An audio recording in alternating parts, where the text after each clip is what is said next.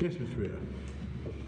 Please, Your Lordships and Your Ladyship, I was addressing the court in relation to the encouragement towards flexibility, and then I was going to turn to the White and Chief Constable case on page 715 in the bundle, please. 715.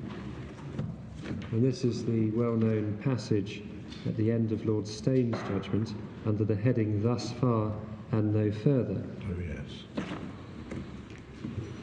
So I'm not going to read it all out. I'm going to go back to it later. We're making submissions about how we're not going to trespass. We're inviting the court to trespass onto the area fit for parliamentary intervention only. So for now, I just invite the court to essentially scan and read that last set of paragraphs from B to D. And I'm essentially acknowledging their existence, and those and the commentary of Lord Hoffman at 719. No, actually I can jump straight, I think, to 726B. Oh, the point about the search of principle being called off. Yes, I mean, there are two sort of famous aphorisms arising in this case that often appear in textbooks and so forth. They're apt to mislead if seen out of context, and that's a submission essentially I'm going to be making. This was an analysis from both Lord Stein and Lord Hoffman, which was on a very broad canvas. This was, do you allow all deserving claimants, or do you recognise that there are limited resources and go either all in to avoid so-called anomalies, or all out to avoid so-called anomalies? And both of those steps are properly described by the law lords as radical, which of course they would be. And the commentary, because it's all commentary or dicta from Lord Stein and Hoffman, have to be read in that context. That is the context in which they're going for their search for principles called off and patchwork quilt of distinction, which are difficult to justify. It may be, from what I would describe as an academic perspective, it may be that one says, oh, well, that's difficult to justify or not. It doesn't matter, because that's where we've got to.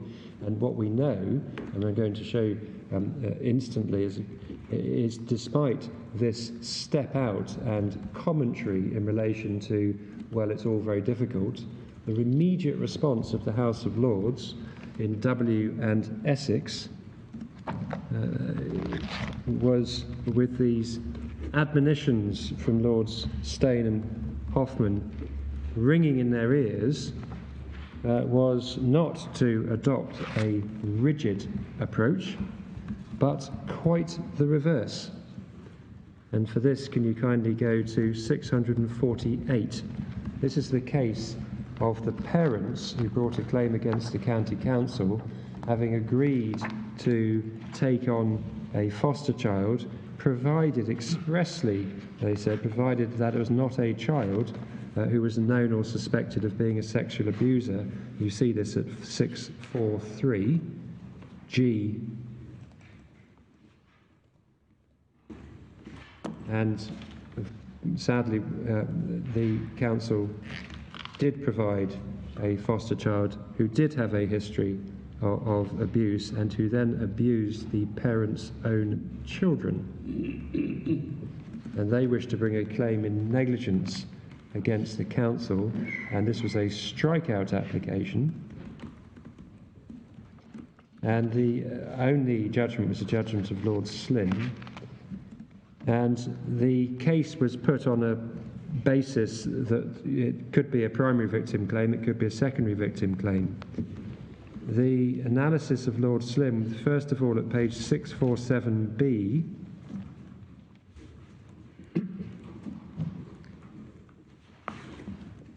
he says it's important in the present case to bear in mind these factors together with the limitations, different word for control mechanisms, recognised in the Alcott case. On the other hand, it's right to recall that in McLaughlin and O'Brien, Lord Scarman recognised the need for flexibility in dealing with new situations not clearly covered by existing decisions. That is the passage to which I took the court earlier. And so, with the greatest respect, my Lord Legate, it isn't something which stands in isolation, Lord Scarman doing his thing. It is Lord Scarman echoing the sentiments earlier described in the context of secondary victims, and the House of Lords in 2001 will see coming back to it. So then at the bottom of the page, this, however, is only the beginning. Does the court see that? This is the bottom of 647. Is it clear beyond reasonable doubt that the parents cannot satisfy the necessary criteria as primary or secondary victims? And then there's a sentence in relation to primary victims, and it carries on, but the categorisation of those claiming to be included, this between A and B, as primary or secondary victims is not, as I read the cases, finally closed. It is a concept still to be developed in different factual situations. And that is an echo of the language of Lord Wright in Ballhill and Young. So we're still in a developing world in 2001 after A. Alcock and B. the obiter of Lord Steyn and Hoffman in White. And if you then kindly drop down to F to H, whilst I accept that there has to be some temporal and spatial limitation on the persons who can claim to be secondary victims, very much for the reasons given by Lord Steyn in the Frost case, it seems to me that the concept of the immediate aftermath of the incident has to be assessed in the particular factual situation. And that again is a repeat of the guidance which we get from Lord Wilberforce and the guidance we get from Lord Oliver, that you have to go to the specific circumstances. I'm not persuaded in a situation like the present that parents must come across the abuser or the abused immediately after the sexual incident is terminated. All the incidents here happened in a period of 4 weeks before the parents learned of them. I should say they learned of them. It wasn't a case of witnessing the abuse. It might well be that if the matter were investigated in depth, the judge would think that the temporal and spatial limitations weren't satisfied. On the other hand, he might find that the flexibility to which Lord Scarman referred indicated that they were, which I infer to be an approval of the call to flexibility by Lord Scarman, as echoed, as we recall, by Lord Justice Bingham and Attire, amongst other judges in other cases. And then finally in this list comes the Walters and North Glamorgan case, and I think it was an observation of my Lord Burrows that took the court to the approach taken by Lord Justice Clark and Lord Justice Ward, which as we saw was very much, I don't think this requires an extension of the law, but if it does require an extension of law, I readily take it. That's my shorthand. It was pages 667 to 668. Paragraph 46, 667 in Judgment of Lord Justice Ward, and 668, paragraphs 50, 52 and 53 of the Judgment of Lord Justice Clark. I don't mind returning to it, but I probably don't need to unless encouraged to. Where does flexibility take you say, in this case? I can see there's flexibility over how close the relationship has to be, there's flexibility over what counts as the aftermath. But why is this a case where flexibility is relevant? Because we're not dealing with, you know, the children coming on it a bit later, or the distance of the relationship. So we're dealing with a different control mechanism. We're dealing with a control mechanism that relates to the event of injury. And one way of interpreting the event of injury will be, well, when the primary victim's cause of action was complete, when he suffered damage, the silent accrual of his cause of action, that's an event of injury, so bad luck, you're out. Mm-hmm. That was, as I understood it at one point, the respondent's case. It is not the respondent's case now. They haven't pursued that. They've retreated much further back and not pursued that.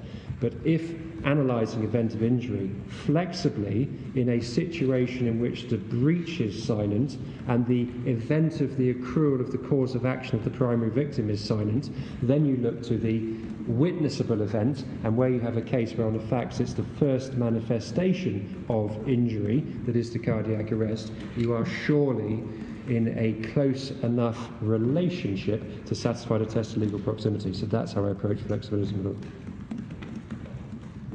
Right. So I hope that these cases satisfy the court that there is no support for the proposition that the courts have been invited to favour a restrictive or rigid approach of the control mechanisms. As being the law of negligence, the position is necessarily more fact-sensitive and nuanced than that, and even when so-called arbitrary control mechanisms have been introduced into this corner of the law. And so the respondent's case, if I borrow a phrase from the Law Commission report of 1998, the reference for which is at page 1873, but it shouldn't be necessary to turn it up, that's the 1998 Law Commission, which my Lord Burrows was one of the authors. The respondent's case would be to substitute tidiness for justice. Me borrowing that rather attractive phrase from the Law Commission, but that's what it amounts to. It's tidy. If you have a super clean test, I understand that. It has. Well, you start from the assumption that justice means compensating as many people as possible who've suffered a foreseeable injury. But that begs the question. Justice here means striking the appropriate balance between the defendants and the claimants. Lord, with the greatest respect, it's a really unfair representation of the case which we're seeking to promote. We are not seeking to promote a case that says you may or may not be hearing a case from my colleagues in relation to the we're all in, but we don't say that at all. We are promoting a case which seeks to draw the balance. It's precisely what we're seeking to do by controlling the extent of liability in the way in which I've already made submissions.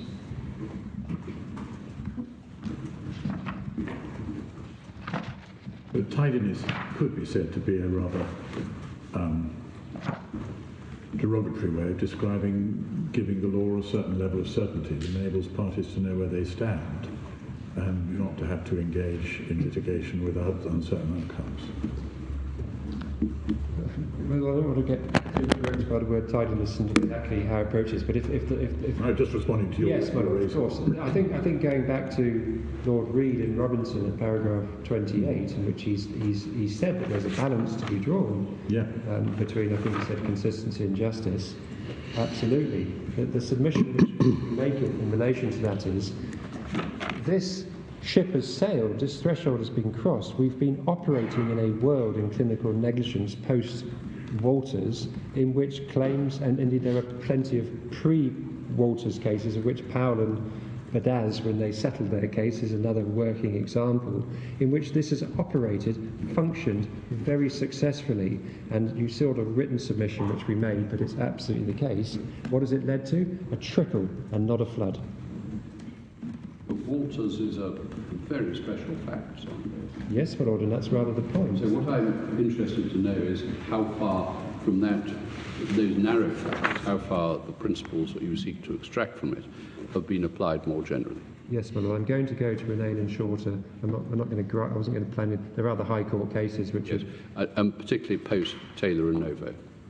Yes, my Lord, Renane and Shorter are both post Taylor and Novo, and that's two cases which suffices for me to draw that out. I will be coming to them, well, actually kind of largely now, because the next heading, if I can just at least give some idea as to where I'm supposed to be in my submissions, I was actually at the fourth point, which is how the appellant's case is consistent with a line of authority in the Court of Appeal and High Court, going back over 20 years, and the respondent's case is not.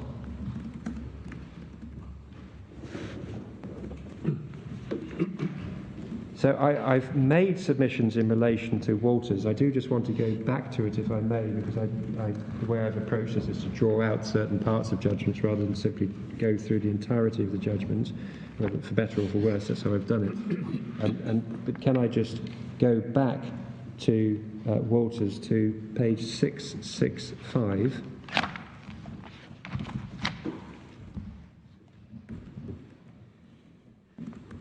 Paragraph 35. So page 665 in the middle, paragraph 35. In my judgment, the law as presently formulated does permit a realistic view being taken from case to case of what constitutes the necessary event. So that's the approach which the Court of Appeal has advocated, and it has not led to difficulty. It is absolutely of a piece with the guidance which I've rehearsed just before lunch in relation to the flexible approach. It's not just flexible equals me just saying, oh, it's justice, it's flexible, end of, at all. It's very controlled, not just by the other control mechanisms, but in relation to the event of injury, as I've sought to explain, because you're looking at the event of injury, the injury which is in the contemplation of the defendant at the time of breach. And that's the injury, not a consequence of that injury. That's the key limiting factor. Is it the case that there are a raft of cases allowing secondary victims to recover a psychiatric illness in the realm of medical negligence? No, I think Walters is the only successful claim. Right. The only successful claim. Every other case has been unsuccessful, which is why it's been a trickle, not a flood. But the point which when I go to those cases I wish to make is none of them were knocked out on the basis, other than the Taylor and Somerset Health Authority, which is the one fly in the ointment from our perspective. None of them were knocked out on the basis, hold on, you're dealing with only affecting the primary victim, there's no traumatic event external to the primary victim, you're out, you're not attached to the breach of duty, you're out, there's been some grumbling symptoms, as I call it, before your identification of event of injury, you're out. None of them say that, and I'm going to go to Renane and Shorter to make that good. What's happening in every case is exactly what Lord Justice Ward is proposing here, a realistic view being taken.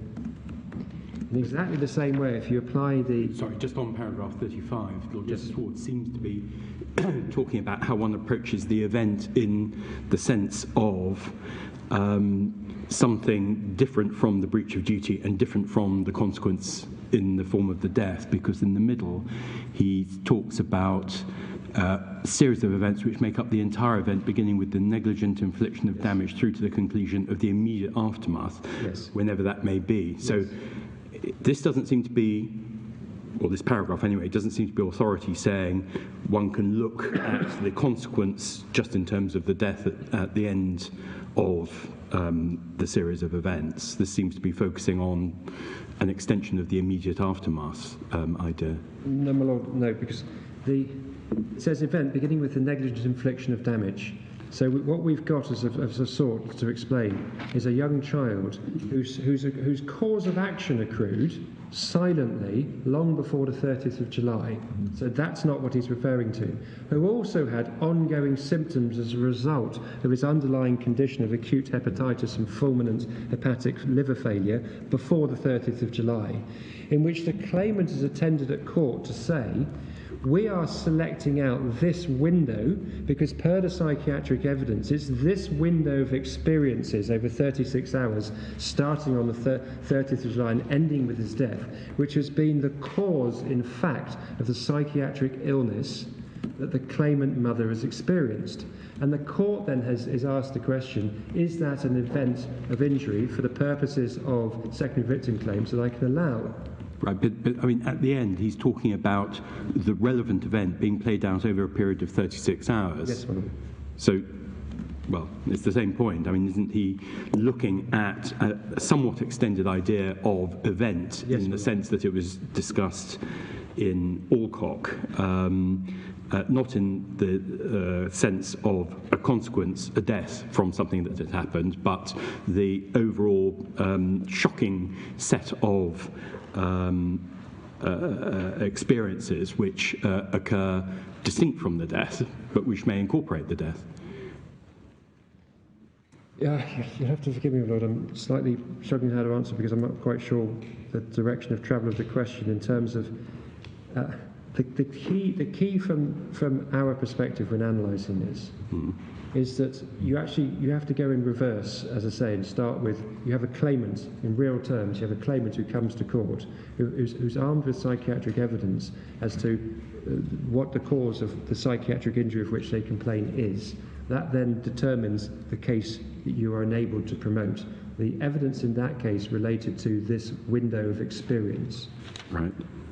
That in this particular case, it's a 36-hour window of experience, if I can put it that way, of witnessing your child's demise. But what's important is, first, that is demise which takes place after the accrual of the cause of action of the primary victim and after grumbling symptoms before that time. That's what's important. If on the facts of that case, in fact, Kerry Walters had suffered her psychiatric illness because of the manner in which her child had died, then the case would have been promoted on that basis, consistently with the medical evidence which had been adduced, and one would anticipate exactly the same outcome. We just happened on the facts of this case to have a 36-hour window. We don't infer backwards from that. We can't include the death unless it has an earlier period. That's just not the way round it works. What the court does is it takes a realistic view from case to case of what constitutes a necessary event, and it was satisfied in that case that although that relevant event occurred after the accrual of the primary victim's cause of action, after grumbling symptoms, it was properly described as starting with the negligent infliction of damage, because that's the damage which has become manifest. We've got the grumbling symptoms, and then we have the epileptic seizure. And that's the court taking a realistic view that says, I understand, that's your event. And if you go back to the test I was seeking to advocate this morning, and you say, what should a doctor think if I don't clock that this patient has got acute hepatitis, which is going to lead to fulminant hepatic liver failure? I should clock that they're going to suffer and die pretty quickly, because you can't live without your liver. Well, surely the most important point, isn't it, from your perspective, is that the event is external. The event is not external to the primary victim. My lord, that's the submission I've already said. It may have gone on over a long period of time, but we're always talking about a sequence of events that are internal to the primary victim. They are aspects of the baby struggling. My lord, that is paragraph 45. That's when he says like. So this is a big case for you in saying, well, clearly event cannot mean event external to the primary victim, or at least it need not. My lord, absolutely. That is paragraph 45 at page 667. That's when Lord Justice Ward agrees with Lord Justice Gibson and Sion, and says in terms that's why he's agreeing with Lord Justice Gibson, and why I took you to the passage from Lord Justice Gibson, what it is that he's homing in on, which is no need for the external traumatic event to the primary victim. And that's why it's part of the ratio, and that's why this court would have to say Walters was wrongly decided, if it wants to say, for reasons that are obscure to me, that there should be no recovery for secondary victims unless there's a... Would it have been better in this case if the mother had not been allowed to be in the room with the baby? Would it have been better, my lady? Yes. I mean, it's the upshot of this that a doctor is likely to say to the family or the parents who want to be with the primary victim, no, I'm not going to let you into the room because you may suffer psychiatric injury if you see... No, my lady, this is a case in 2003. We're 20 years on. This is the only successful case there's been. There's no indication whatsoever. It would be extraordinary if this one case can be said to have led to defensive practices by doctors so as to separate mothers from their... I think he was incredibly young baby. So no, my lady. Yeah, and just on the reading of paragraph 35 I was putting to you, yes. I mean, I think the issue is framed in paragraph 32, isn't it? Yes, ma'am. That's the issue being addressed. Yes, absolutely. That was the event which the claimant... Just to make the point, yes, well, that's not looking at whether the death itself is the horrifying event. It's looking at the whole episode, yes, 36-hour episode. Yes, I mean, Walters is valuable on a number of bases. One includes this idea that an event doesn't have to be an event by which measured in minutes. But that's if you like, that's just another aspect of the Walters judgment. But the Walters judgment is not a judgment that's just about, oh, you can't have it relating to death. It's simply not. You work the other way around by understanding what the cause of the psychiatric illness is in the first place. And that single event was shocking. It started with a seizure and it ended with death, and it's set out in fairly clear terms in the judgment of Justice Ward. And there was no jurisprudential difficulty, and nor has there been a practical difficulty in response to the observation of Lady Rose.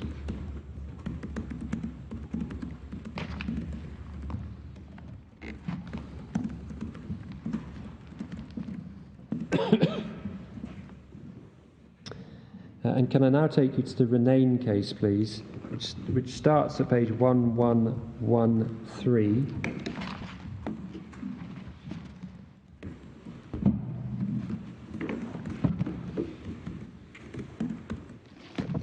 And if you can kindly go to page 1117, I'll give you the core facts, if I may, or 1116 actually. So paragraph 2, you'll see that the primary victim, claimant's wife, underwent an operation on the 8th of July. And if you go to paragraph 4 over the page on 1117, there was carelessness because a suture was misplaced in her colon, in consequence of which she developed septicemia and peritonitis. That happens to be a case of commission rather than omission, but absolutely nothing turns on that. She then got worse, as you'd expect, because she's got a developing condition. So paragraph 3, a few days after discharge, Mrs. Renane became unwell with a high temperature, thirst and shallow breathing. And the relevant episode, to try to use a neutral word, which was said by the claimant to be the relevant event, starts on the 18th of July, see paragraph 3.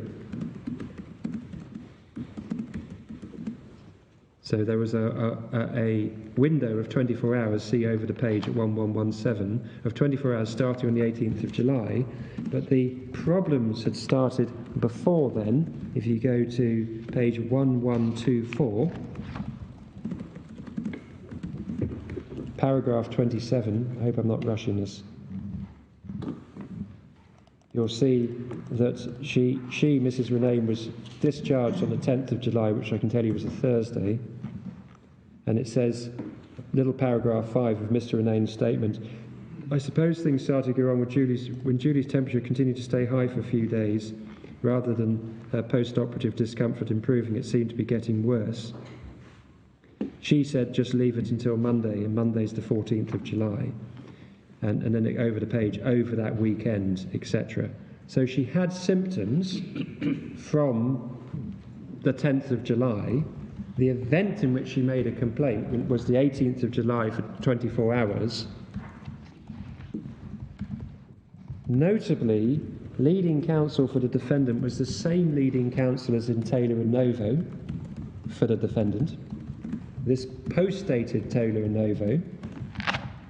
The claim failed, but not because there was no external event to the primary victim, not because the primary victim's cause of action accrued, as it obviously did the moment the suture was left in the colon on the 8th of July, not because there were earlier signs and symptoms of illness before the window starting on the 18th of July. And this is Court of Appeal. It simply failed because of the rock against which other claimants' ships have crashed, of the difficulty of establishing a shocking event. So if you go to page 1131, please.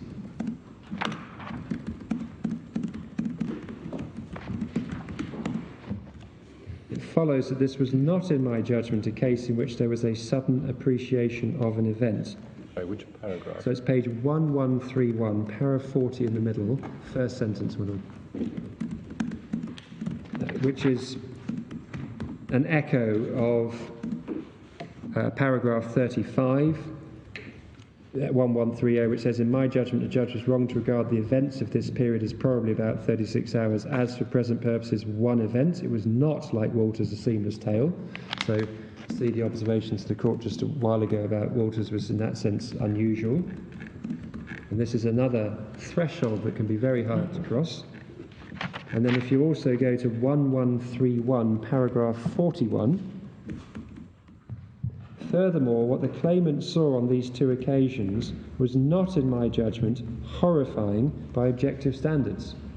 And that's because when you see your loved one in hospital, you, in that sense, are conditioned to seeing someone who may not look well, if I can put it that way. So there's the Court of Appeal in real terms, controlling the scope of recovery by the mechanism of the requirement for a horrifying event and not by any other mechanism. But in that case, the facts are clear that he was telling her she should be in hospital and she was refusing to go to hospital. So how does that factor into liability? Or if you say that what was shocking here was that it happened at home rather than in hospital where you expect to see people who are very ill. Well, the complaint, I think it's my fault for not taking you to the passage. If you just go back to 1117, because the complaint is always conditioned by the psychiatric evidence that's adduced. And if you go to 1117 at the top, during the course of a period of about 24 hours, the claimant observed a rapid deterioration in the condition of his wife, manifested most vividly in 2 episodes. At about 5 p.m. on the 18th of July, shortly before she underwent emergency surgery, he observed her connected to various machines, so she's in hospital, and then sometime the following day he observed in the post-operative condition, unconscious, connected to a ventilator, etc. So the case that the claimant was promoting was those 2 events constituted a single event for the purposes of the law of secondary victims, which occurred in hospital on those 2 days. That was the case that was being promoted. It was knocked out because they were 2 separate events, not one entire seamless tale, and because neither was horrifying. But the takeaway from that is that post Taylor and Novo, use of the same leading counsel, and no contention and no argument and nothing by the Court of Appeal saying, well, hold on, we don't even get started. We've got no event external to the primary victim. Nor is there any difficulty of analysis, even though the primary victim's cause of action must have accrued during surgery the moment the suture is left. Because you've then got a foreign body in your body which would constitute damage on any view. I mean, I suppose paragraphs 10 and 11 are quite significant. Yes, my Lord. From your point of view, it sets out the common ground and then the area of dispute before the court. My Lord, yes. I should have taken you to that. And the 5 elements in Alcock are summarised in 4 elements in paragraph 10. My Lord, yes. And then there's the reference to Taylor and Novo in 11. Absolutely. And the focus on the 4th criterion. Absolutely. And it's post Taylor and Novo, and the Court of Appeal had no difficulty with proceeding to analyse whether the occasions, to use a neutral word, identified by the claimant as the cause of the claimant's psychiatric injury qualified as an event of injury for the purposes of establishing the necessary legal proximity.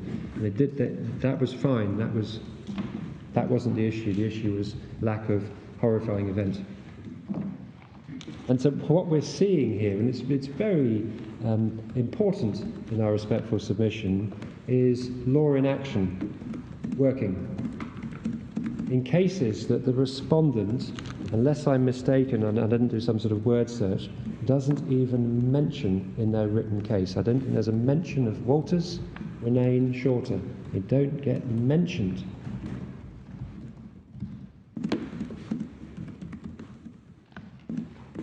The Shorter judgment came out, it's a judgment at first instance by Mrs. Justice Swift, who was well versed in areas of clinical negligence after a long career in personal injury and related areas. The Shorter judgment starts at 1230. Again, can I just go through the the facts of that for you. Sorry, can you give me that page number again? 1230, Thank you. my lord, is the start, and 1232 is where Mrs. Justice Swift's judgment commences.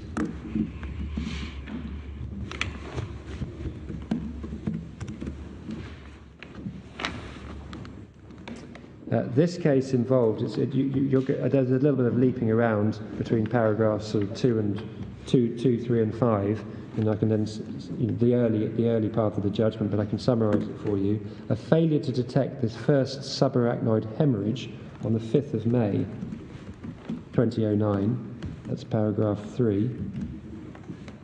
And had the hemorrhage been detected, the primary victim would have been treated and survived, that's paragraph 5. In fact, left untreated, the primary victim suffered a series of seizures and a catastrophic bleed on the 12th of May, that's paragraph 2, and that was what founded the claim by the patient's sister.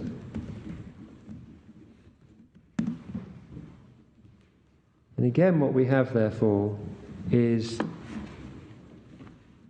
not connecting it to a breach, not connecting it to the accrual of cause of action of the primary victim. Earlier symptoms, I'm pretty sure we have in this case, and no difficulty with there not being an event external to the primary victim. And again, what we have is a claim failing here due to no sudden and direct appreciation of a horrifying event. If you leap on to page 1283, please, 1283, para 218. About 5 lines down. So I'm on 1283, para 218. It does not seem to me that what happened in this case can properly be described as a seamless, single, horrifying event. And that is of a piece with what's set out at para 213, 1281.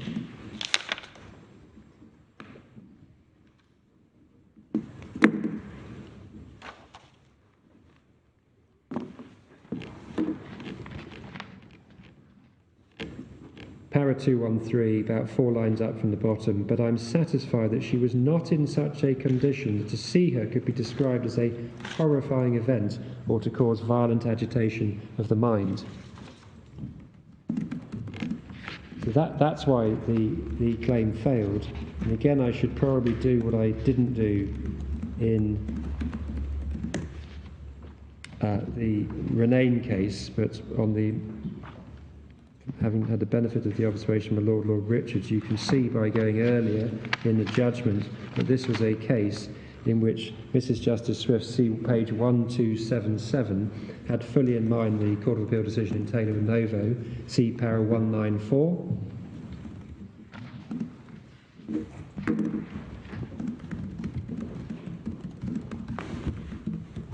And that runs all the way through to para 201, the recitation of key passages in Taylor and Novo. So the court sees 1277 to 1279.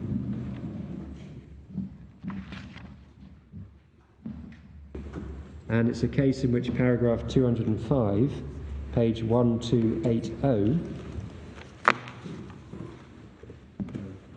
it's para 205, my lord, page 1280.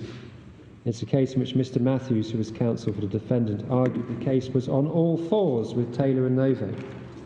In that case, there are 2 consequences of defendant's negligence, etc.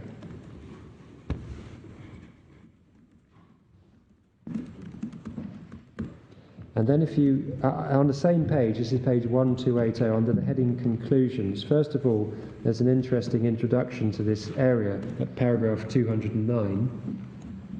And court will see Mrs. Justice Swift setting out, cases of clinical negligence present particularly difficult problems. The factual background of cases can be very different and often quite complex. The nature and timing of the event to which the breach of duty gives rise will vary from case to case. And then over the page, paragraph 210 needs to be unpacked. In the case of Walters, as the court sees this, it's page 1281, paragraph 210. In the case of Walters, it's not clear how long prior to the baby's seizure the negligence had taken place. It is, I suppose, arguable that the negligence continued from the point when the wrong diagnosis was made right up to the time of the seizure. Now, pausing there, that's not correct, and I sought to make that submission. It can't be correct because you have to allow time to get to London and have a liver transplant. So it's not ongoing negligence up to the date of the start of the event. And then Mrs. Justice Swift continues, however, in that case, the Court of Appeal made clear, see para 34, that the event was a convenient description for the fact and consequence of the defendant's negligence, and that it began with the negligent infliction of damage, i.e., at the time of the baby's convulsion. That was the time when the consequence of the negligence first became evident. There would, of course, have been ongoing consequences affecting the baby's biological processes for some time previously, but it was only at the time of the convulsion that those consequences became evident and impacted on the claimant. The Court of Appeal found the event began at that time and continued for the 36 hours up to the baby's death. So that's a description given by Mrs. Justice Swift of how the court there has looked and sought to apply flexibly this concept of event of injury into what Lord Justice Ward called the first infliction of damage, and Mrs. Justice Swift described as when the consequences became evident and impacted upon the claimant. And as I say, in Walters, the Court of Appeal is clear. You take a realistic view of the event. But this is very limiting. This is not open-ended. If you ask the doctor in the shorter case, what is in your contemplation if you leave this patient with an undetected subarachnoid hemorrhage? It will go on you, which can go in many ways, including by seizures and death. And that's what the claim related to. In exactly the same way as if you go back to Renane and say, if you leave a suture in someone's colon, what's in your contemplation? That they're going to get peritonitis and septicemia, because that's what a foreign body in your colon does. And that's what the complaint was about.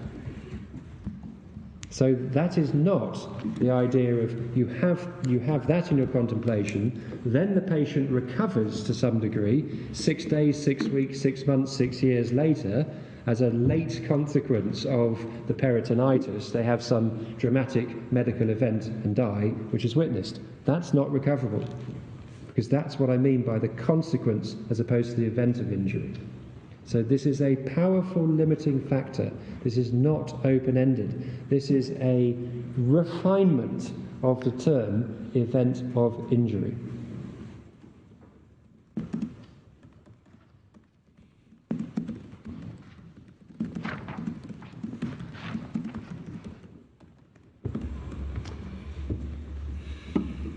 The appellant's case in Paul does not involve overruling Taylor and Novo, because in Taylor and Novo, the submission I've already made, what is in the employer's contemplation is that if I set up racking carelessly, whenever I did it, whether it was an hour before, a week before, 6 years earlier, it's in my contemplation that it might fall over onto someone, hurt them, and if they've a close family member who witnesses it, that person might be upset as a result.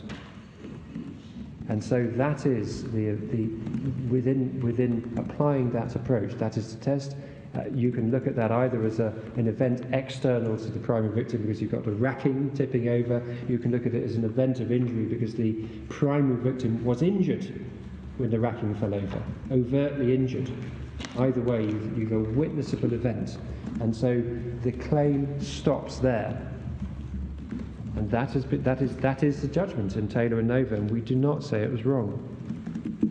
If one goes to the reasoning of Lord Dyson, for which please go to page 636.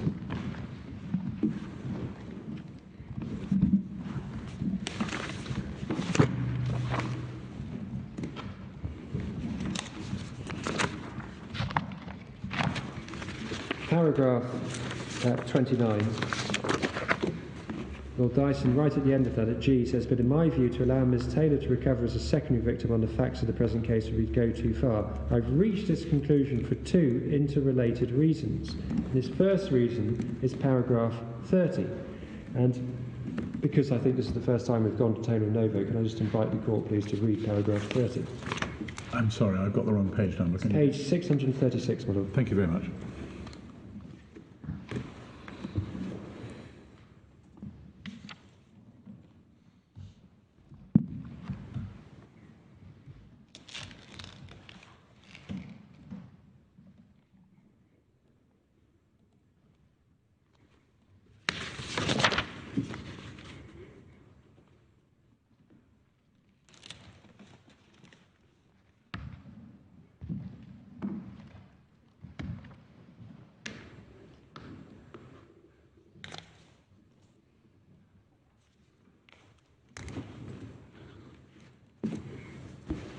I summarise paragraph 30 by reference to page 636 at H, where Lord Dyson says this suggests the concept of proximity to a secondary victim cannot reasonably be stretched this far.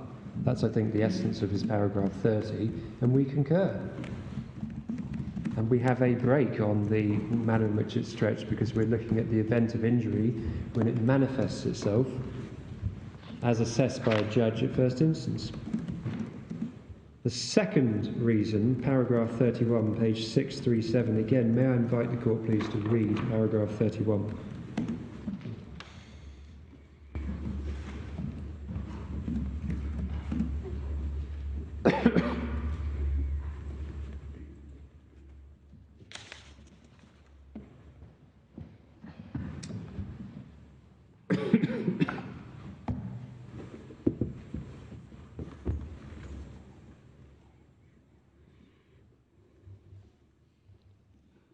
Paragraph 31 makes sense when you go back, please, to page...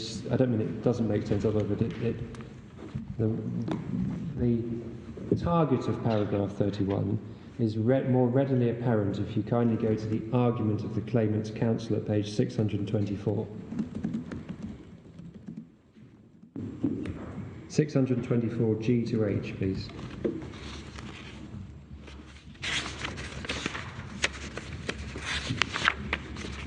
The 624 G to H, this is claimant's argument. Does the court see therefore? Therefore, where the second event is the factual consequence of the negligence, it can be the relevant event. There is no judicial decision to the effect that only an event giving rise to primary victim's cause of action can be the relevant event for the purposes of the control mechanisms. That is, or certainly was, below, echoed by my learned friends in Polmear and Purchase, essentially, because the case that was being promoted in the Court of Appeal, at least, was any event, as long as it's factually caused by the negligence, can qualify. And that is, we respectfully submit, exactly as Lord Dyson says, a further substantial extension that is impermissible.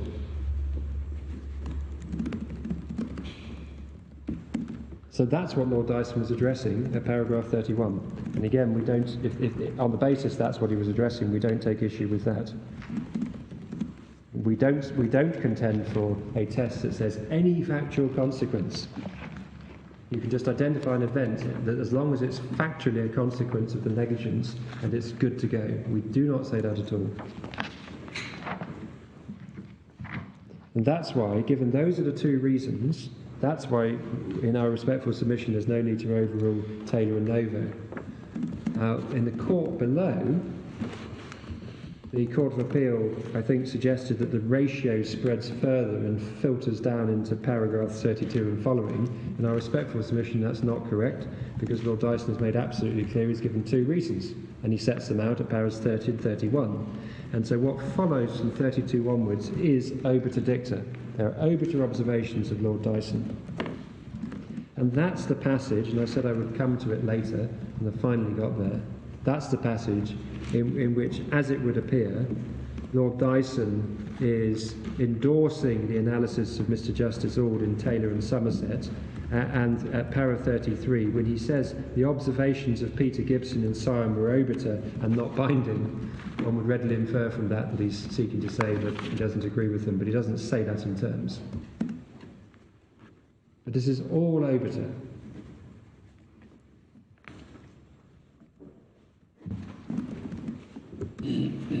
And particularly in relation to a support for passage in Taylor and Somerset, I could go to Taylor and Somerset, but actually Taylor and Somerset I think my learned friends are going to spend a bit of time on, and so I'm going to park that if I may. It's necessary for me, because I just say that's all obiter to go to Taylor and Somerset, but I'm sure it will be addressed, and to the extent it is, I'm sure I'll deal with it in my reply, but I'd rather leave it there for the moment.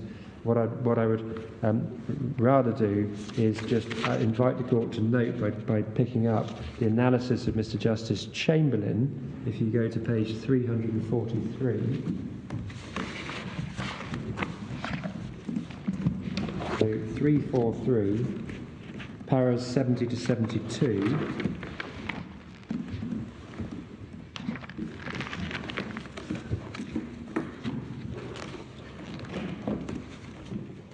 Now, I think I'm going to ask you to read that. It's quite long, but paras 70 to 72, if you can kindly read. It's page 343.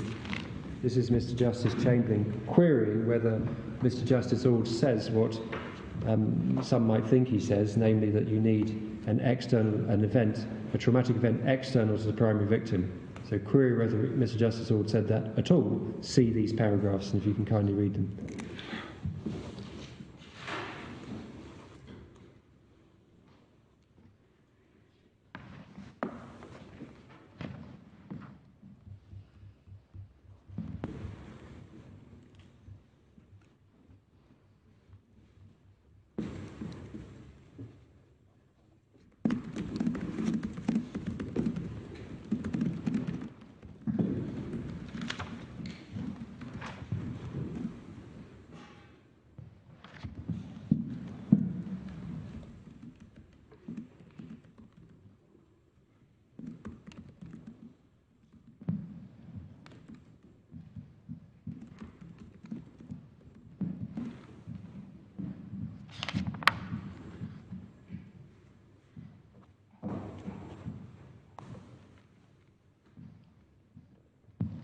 So either Mr. Justice Ord doesn't say you need to have a traumatic event external to the primary victim, or if he does, it's a rogue decision, respectfully is wrong. And that's the only decision. We don't even need to strike it out on the outcome, because he finds another basis, which is uncontroversial, for rejecting the claimant's case. That's the only part of this enormous body of case law that we need to take issue with, that and any support for it from Lord Dyson on an obiter basis. The rest of the case law is internally coherent.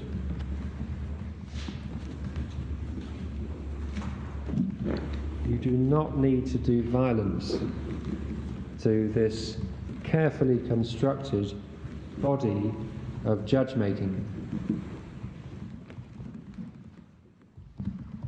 Law and analysis. So we don't take issue with the outcome in White and Little, which was the case of the barrier coming down on the primary victim who was hurt. Sorry, I was just looking, just before we leave it, I think Mr. Justice Chamberlain, at paragraph 74,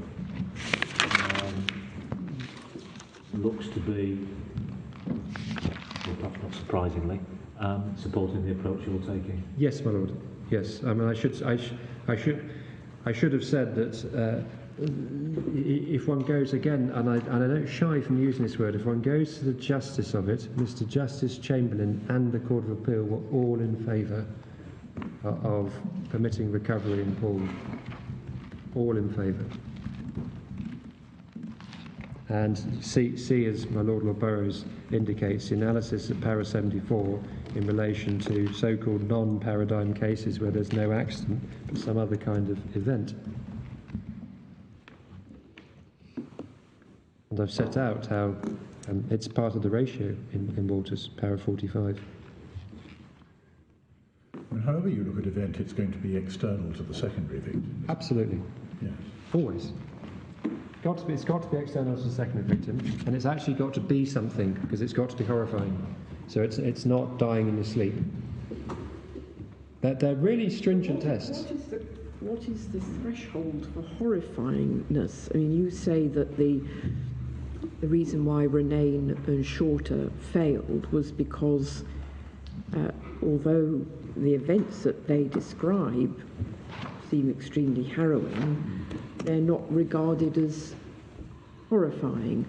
So if we get to the stage where we have to assess, is the event of injury in this case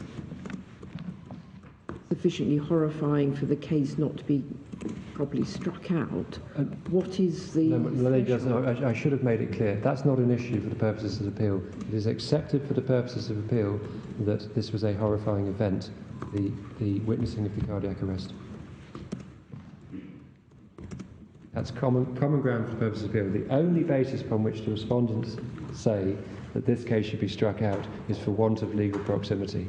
So the court takes as read reasonable foreseeability, that there was a recognisable psychiatric illness, close ties of love and affection, that they were close in time and space to the cardiac arrest, that their experience of witnessing the cardiac arrest was shocking to them, and the cause of their recognisable psychiatric illness, not the fact that all that is to be taken as read. It's my fault for not making that crystal clear at the beginning.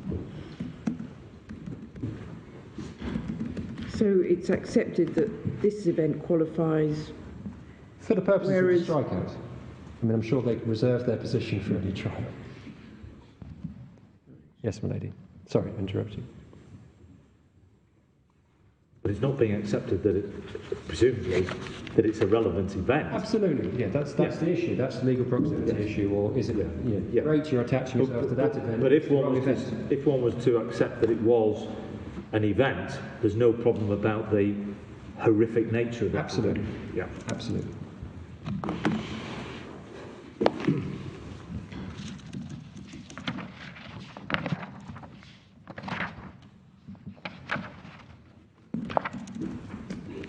My final submission came under a heading, how this court can articulate a flexible test which provides a fair outcome without A, trespassing into the arena left for Parliament, or B, leading to open-ended liability.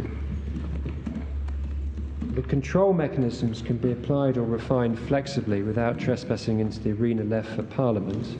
Can I start with the case of, this is a tricky one to pronounce, I think Knauer, at page 1112, please.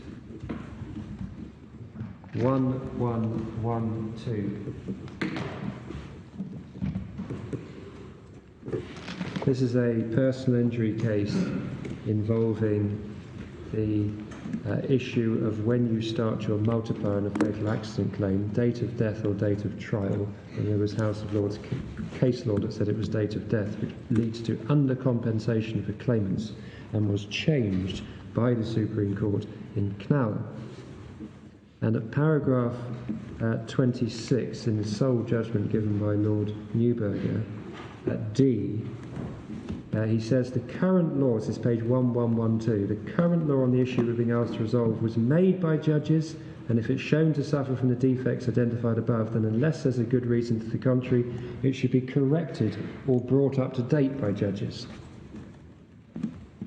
And we are, of course, in the world of common law of negligence. In the specific context of secondary victim claims, and I invite the court to go back to the judgment of Mr. Justice Chamberlain and his thoughtful observations, which start at page 339. They are paragraphs 58 to 60. Can I invite the court, please, to read them?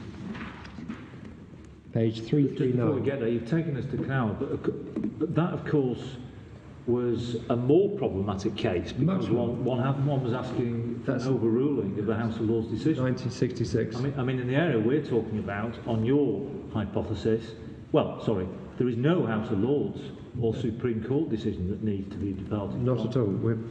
Arguably, one may have, although you say not, a Court of Appeal decision, but you say not in that event. Yes. I mean, insofar as one hasn't got that, one's just talking about development of the common law or application of the common law. It's the submissions I made earlier referencing, starting with Lord Scarman's very powerful opinion, and which explains how the common law operates. And as I say, he gives very interesting opinion to similar effect in Sidaway in 1985, in which he explains how it all goes back to, I think, on a case and how there was inherent flexibility in pre-negligence world. This is judge-made common law. This is how it operates.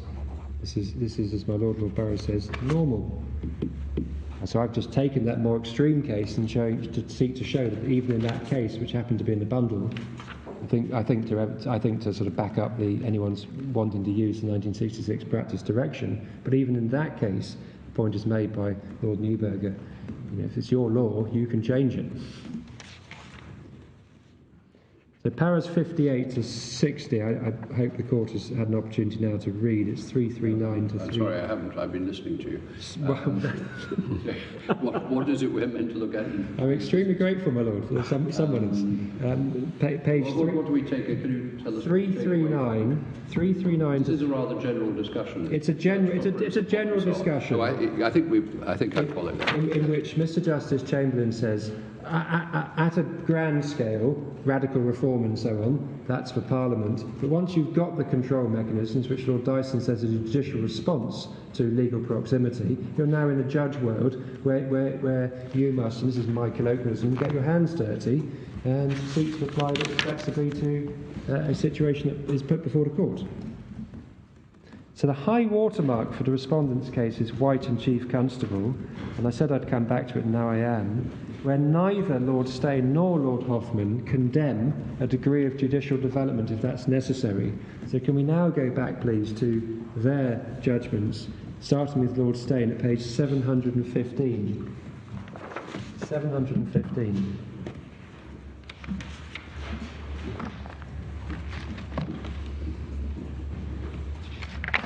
So this is the passage under the heading "Thus far and no further," and I said I'd pick it up in more detail. So if you drop down to D, please.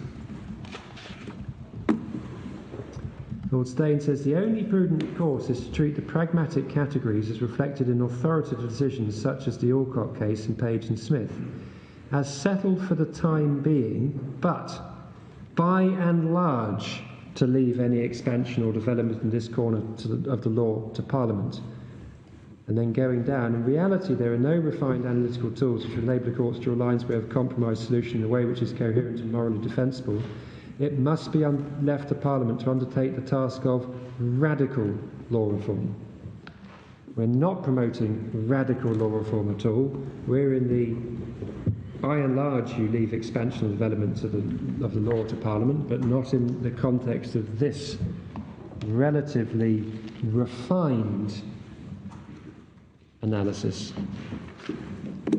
It's a similar effect if you kindly go to Lord Hoffman, page 717, D to E.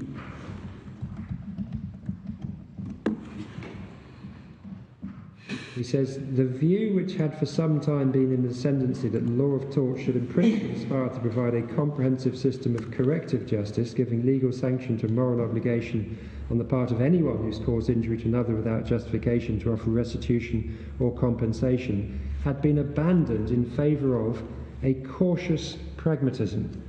And that's essentially all that's being required here, is a cautious pragmatism. And if you then go on to 719F, this is where Lord Hoffman rejects the radical solutions proposed by academics of all in or not at all.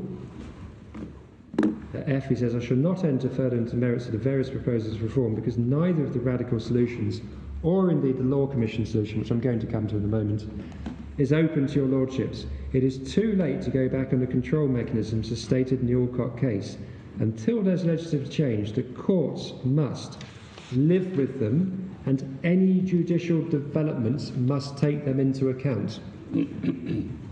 That is not, don't develop. That is, any judicial developments must take them into account. Sorry, I've lost the page. Yes, my Lord. 719F. Yes, thank you. And as I've already submitted this afternoon, that was then swiftly followed by W and Essex, which was all in favour of flexibility. I've referenced Lord Justice Clark in Walters. Lord Stane was in the subsequent. Lord Stane was in the second case, wasn't he? Yes, I think your lordship's absolutely right about. Either yes, he had a wasn't. Damascene conversion, or he didn't see any inconsistency. But I'm sure it was the latter, my lord, because Your submission because is. judges are always right and don't need any Damascene conversion. Doesn't mean we don't have them from time to time. Well, if you have them, you have them sub silentio. So that I would say is the position. There's no inconsistency in the observation of Lord Richards. We then have the Walters and North Glamorgan observations from Lord Justice Ward and the powerful one from Lord Justice Clark, and I've given you the references to those 667 to 668. If you then go to Taylor and Novo, which is not actually the great bête noire in this case, it is a judgment that we're content to go to, page 635. Paragraph 24. At D, Lord Dyson says, for the reasons stated in the Frost case, however, the courts should not seek to make any substantial developments of these principles. That should be left to Parliament, although the case law shows that some modest development by the courts may be possible. And yes, it's different judicial language, but it's of a piece. It is develop, be flexible, this is the common law of negligence. There was reference to the Law Commission's proposals, and can I take you to page 1847? 1847.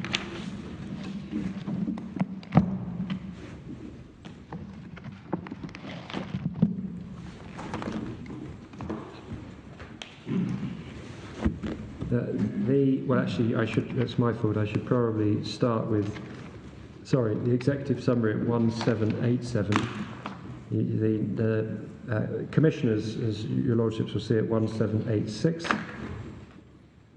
One past, one present member of the Supreme Court.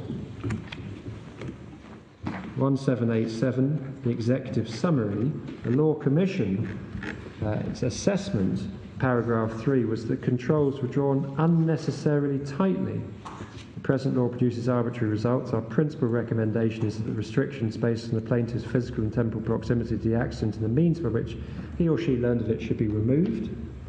In addition, this is paragraph 4, we recommend the removal of 2 further restrictions that appear to apply generally to liability for negligently inflicted psychiatric illness. First, the illness must be by shock, and secondly, must not result from the death, injury, or impairment of the defendant, him or herself. Now that is radical law reform, which is the stuff of the Law Commission, and we are not proposing it. But what is interesting for these purposes is if you then go to page 1847,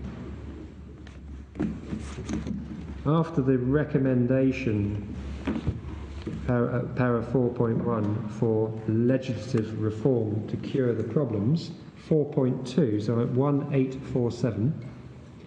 Moreover, we believe that in such a turbulent area, where medical knowledge and society's understanding are growing apace, there is much to be said for allowing the common law to develop by incremental judicial decision. On the other hand, we firmly believe, and this was strongly supported on consultation in some respects, and most notably in the decision of House Laws in Alcock, the common law has taken a wrong turn. Legislation can cure the defects in the common law at a stroke and with certainty. To wait for the House of Lords to reverse Alcock may be to wait for a very long time indeed. Well, we're not actually promoting that, but we're here. Can I just ask you this? In the page 1787, there's reference to the word accident in inverted commas. Does the report identify what is meant by the word accident in inverted commas? That's a good question, my lord, and I can't say that off the top of my head I can... Maybe you can let us have it. We can have a look at that, my lord. Thank you very much. What happened following the Law Commission's report is that the government conducted a consultation on the law of damages in 2007, And it set out its position, that I'm going to take you to now, please, at page 1757. 1757.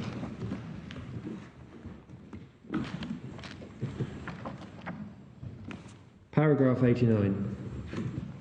It appears from subsequent case law that courts are interpreting the requirements established in Alcock in a flexible and sensitive way. I'm then going to just allow you to read or scan the rest, because I'm then going to move on to para 91. And sorry, what's the date of this document? Yes, it's 2007, my lord. I'll give you the page. It's page 1751. 1751. Thank you. Sometime after the Law Commission. Yes, that was 1998, my lady. It was in response. Well, it was part of the law of damages assessment, but it's certainly, if you go to page 1752, para 70, this chapter considers the recommendation in the Commission's report liability for psychiatric illness. Absolutely.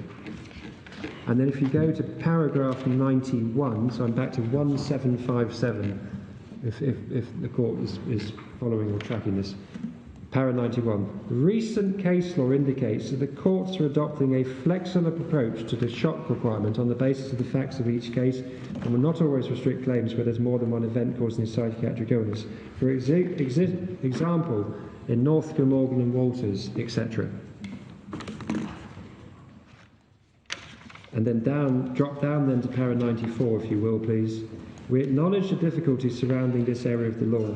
However, for all the reasons given and the development of case law since the Commission's report, the Government rejects its recommendations and considers it preferable to allow the courts to continue to develop the law on liability for psychiatric illness rather than attempt to impose a statutory solution.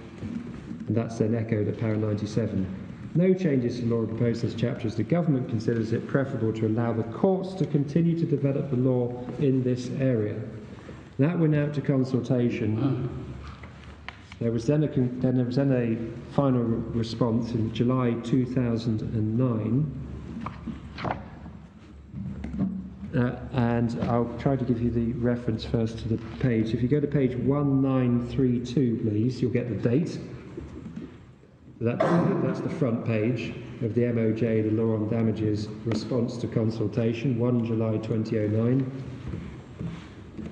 And if then kindly you go to page 1984, 1984, chapter 3 in the middle, just below the middle, so the court see that, headed, so it's 1984. 1984. Chapter 3, liability for psychiatric illness. The consultation paper did not ask any specific questions in this area, and see the rest of that paragraph. Next paragraph. The arguments in this complex and sensitive area are finely balanced. On balance, the Government continues to take the view that it's preferable for the courts to have the flexibility to continue to develop the law rather than attempt to impose a statutory solution. Now, I would rather leave to this court vis-à-vis constitutional issues and what account should be made of government representation to this effect, but I don't consider it irrelevant for the court to take note that the Government has said we don't need to enact legislation or invite Parliament to enact legislation because we consider the courts, as in Walters and North Glamorgan by way of example, are doing a good job of applying the law flexibly, and that is precisely what we are inviting this court to do. So there really is one-way traffic in relation to this invitation. It is all one way. There is no invitation at all, period, to close down the hatches, to limit by rigid application of a new rule recovery for secondary victims.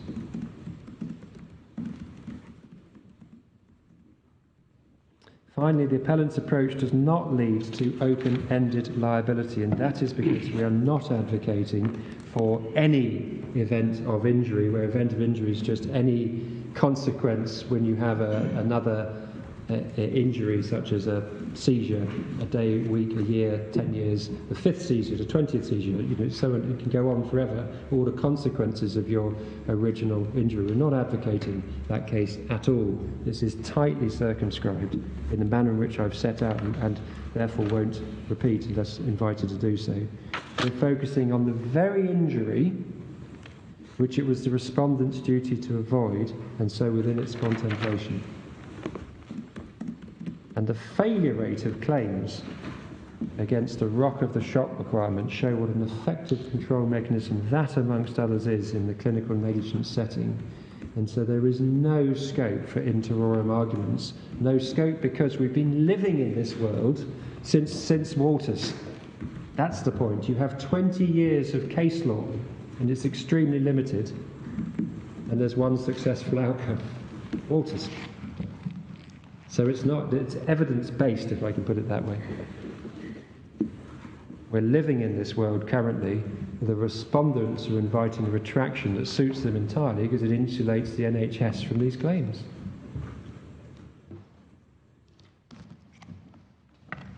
Do you say that the respondents would have to be arguing for an overturning of Walters? There's no question they've got to overturn Walters. Walters, no question. A submission I've made earlier, no question. You've got to say Walters was wrongly decided. You've got to say Renane and Short and all these other cases, they should have knocked out these cases at an earlier juncture. But because they got knocked out anyway and they lost, it's slightly different jurisprudentially from Walters, which won, and you have to say that cannot stand. One explanation for all the later cases preferring to knock away the claims on some other ground is that they're all bound by Walters. Walters Court of Appeal, they're all Court of Appeal or below. Yes, well, they're also bound by Taylor, and no one has found a problem with continuing to operate in the way they have done. Even when Taylor was argued, you saw that in Shorter, I think it was, when he argued overtly, this is a Taylor case. The two can sit together, and we've sought to produce a coherent case for how both are rightly decided. Walters was after a trial, wasn't it? Yes, my lady, it was a sort of abbreviated trial in the sense that the underlying breach of duty was admitted, but it was a fully fledged trial in Cardiff. Or even Swansea it might have been.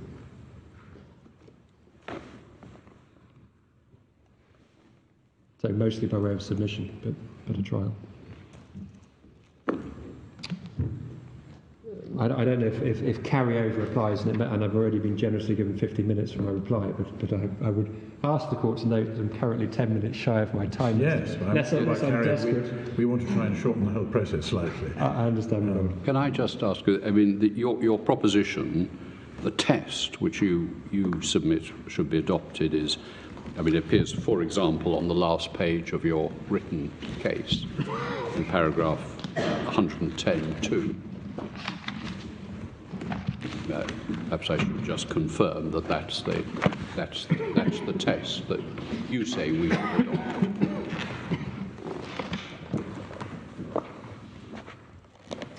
My Lord, I've sought to explain how, right in early in my oral submissions, I don't say the test is first manifestation of damage.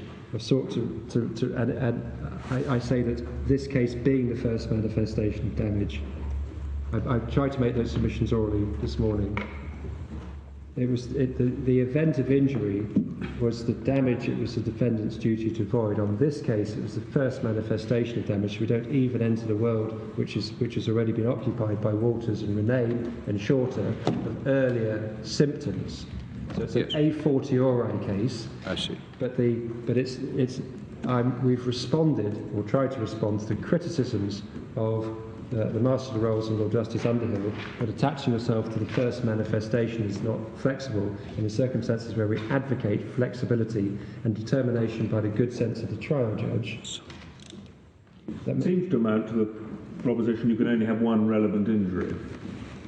If events are too low level, they won't count as the injury, but once you've had one significant injury, you can't have any more that are recoverable, from which recovery can be made.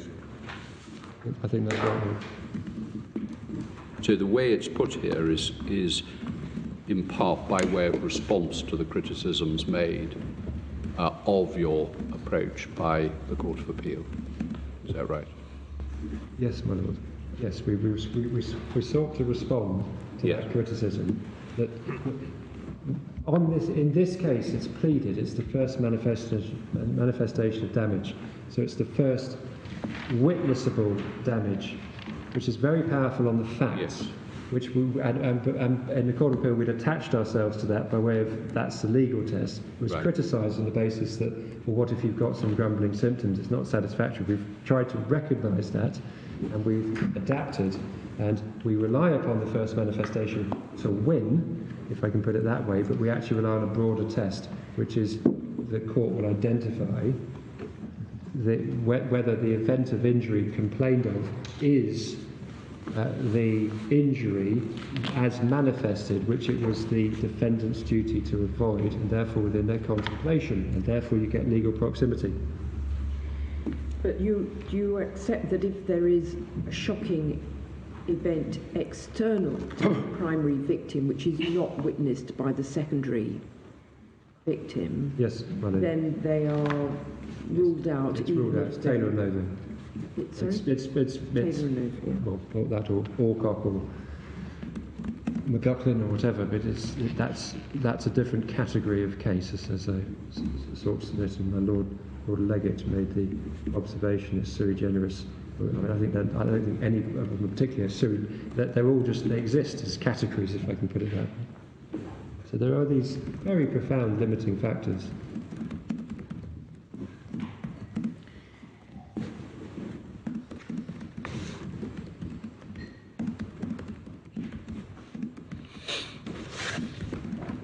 My lords and my lady, unless I can assist further, those are the appellant.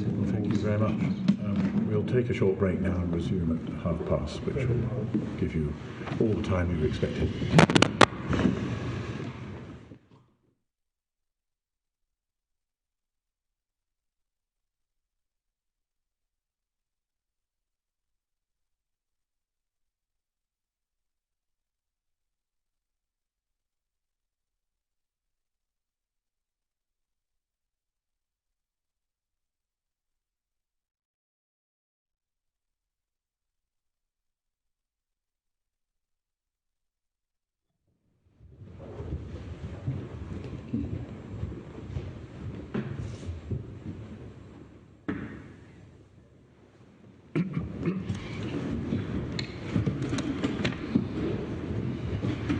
Mr. Pitchers.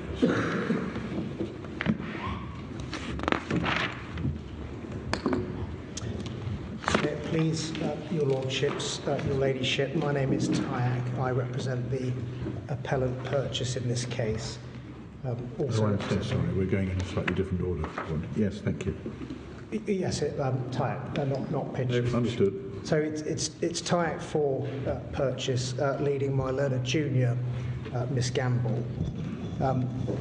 Mr. Pitchers and Mr. May act for the appellants in the Polmear appeal. Yes. It's the case, my lord, that there is no difference in approach between the appellants in the purchase and the Polmear cases, and we will endeavour not to duplicate the points that we are going to make, and accordingly we've decided in advance about which issues we'll address the court on. It's our joint approach, my lord, that these claims succeed under existing control mechanisms as contained and explained in Alcock and in further authorities, and that for these appeals to succeed, the court does not have to revise or liberalise existing control mechanisms. And it seemed to be the view of the Court of Appeal that Novo misapplied current control mechanisms, and were it not for that authority, then all three appeals would succeed. And I make plain that although there is a difference of approach between myself and my learned friend, Mr. Weir, I acknowledge that if the court agrees with our approach, then his appeal succeeds as well. There is no authority, we say, for the proposition advanced by the respondents that a viable control mechanism is witnessing the previous breach or the event which encompasses the breach and a horrific event. We say that that amounts to an additional restriction, control mechanism on the claim, which is contrary to authority and would see really an end to all claims in clinical negligence cases. To that extent, we agree with the appellant's Paul.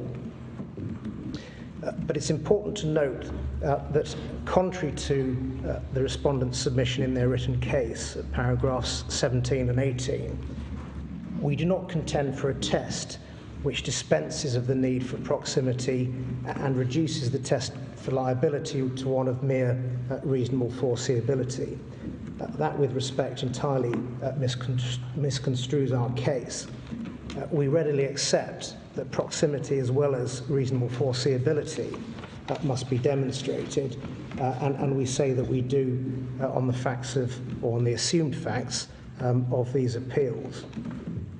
Nor, contrary to my learned friend's suggestion in paragraph 22 of his written case, do we seek a carve-out, as he puts it, in relation to clinical negligence claims. All that we seek is the confirmation of this court that clinical negligence cases will be dealt with on a priority as traditional personal injury claims are, involving what one might describe as a traditional accident. As to the respondent's suggestion that there is some disagreement between appellants and that is a sign somehow of weakness, I say this. Purchase and Polmear are entirely in agreement, and that was the position in the Court of Appeal, and it remains so. The only respect in which we differ from the appellant's Paul is on the issue of manifest damage. If anything, the respondent's position has moved from being one of actionable damage being the control mechanism in the Court of Appeal to witnessing the event of breach of duty in this court today. We do, unfortunately, differ from my learned friend who represents the appellant's Paul, that it is a relevant or appropriate control mechanism that the first manifestation of damage must be witnessed. That is not a flexible approach of the existing control mechanisms. It's the creation of a new one. And as such, we say that it is entirely unprecedented, it's difficult to understand, it's unworkable, and it would lead to the failure of many clinical negligence secondary victim claims for no obvious principled reason. In essence, the dicta upon which my learned friend, Mr. Weir, relies in support of this manifestation of damage argument really reflects a judicial search for a horrific event, and that is what those are directed at. And we say that this is the nub of all these cases, as well as the existing control mechanisms of proximity to an event in time and space, proximity of relationship between the primary victim and the secondary victim, and shock through witnessing objectively horrifying events. The event, by definition, must be horrifying. And that is the peculiar feature of these claims which keeps it within reasonable boundaries and will not open the floodgates. I say that a horrific event, in response to my Lord Legate's concern about how can lawyers advise clients about whether a claim will succeed or not, I say that a horrific event is precisely the sort of judicial concept which the judiciary are well experienced and competent to discern. It is the sort of concept which is perhaps not admissible of easy definition, but is easy to see when one spots it. And in that regard, it has similarities with many other judicial concepts, such as negligence, Folum negligence, Litho negligence, and fundamental dishonesty. So all we invite the court to do is to apply what we say are workable control mechanisms which already exist to clinical negligence claims, thereby confirming that these sorts of cases should succeed on the agreed facts. And it's important to recognise that this is not a situation where we are suggesting that any incremental or analogous development of the law is required. It's the sort of situation envisaged by Lord Reid in the case of Robinson, where all that is required is the application of particular circumstances of established principles governing liability for personal injuries. If, however, you're against me on that, then we say that to allow the respondents, or the appellants, to recover in this sort of case would be permissible by way of a just incremental and analogous extension of existing principles. So far as the division of labour is concerned, I propose to address this court as to why the control mechanisms which we contend are the applicable control mechanisms, and as to why the control mechanisms which the respondents and the appellant Paul contend are not. My learned junior, Miss Gamble, will address the court as to how the facts of our case fit within the existing control mechanisms, she having been the author of the pleadings. In the alternative, she will address the court on the applicability of the facts to various other control mechanisms which the court may hear of and may be advanced in the course of this hearing. My learned friend Mr. Pictures will address the court on why we say our suggested control mechanisms are just workable in accordance with policy and the desired direction of the law in this area, and how the respondents and the appellant Paul's control mechanisms are not. Further to the court's indication yesterday of concern about the case of Powell, I propose to address that briefly at the outset. It was said earlier on today that there may be suggested there may be some incongruence between the direct duty owed by the secondary victim, by the defendant to the secondary victim, and by the defendant to the primary victim. And particular concern was expressed about the somewhat onerous nature of a duty not to cause damage by omission, and how it was asked, perhaps rhetorically, could a GP or a doctor be expected to owe that duty to complete strangers, namely secondary victims? Well, the answer I submit may lie in an explanation of Lord Rogers in the case of D against East Berkshire at paragraph 106, which is on page of the court's PDF 40. And what Lord Rogers said, in effect, is that in a secondary victim claim... Sorry, could you give the page again? Did you say 40? My Lord, page 40, paragraph 106. This is of the case that was sent to us this morning. Sorry, yes, I was in the bundle. Yes, you should have a separate PDF of it. So what was said there is that the question as to proximity determines to whom a duty is owed. Once a duty is owed in a secondary victim claim, the content of that duty is the same as the duty is owed to the primary victim. And therefore, if the defendant breaches his duty to the primary victim, he breaches the duty that's been established through the proximity and control mechanisms to the secondary victim. And the pertinent quote is as follows. It's at the very bottom of page 39 of the PDF, referring to the case of Borhill and Young.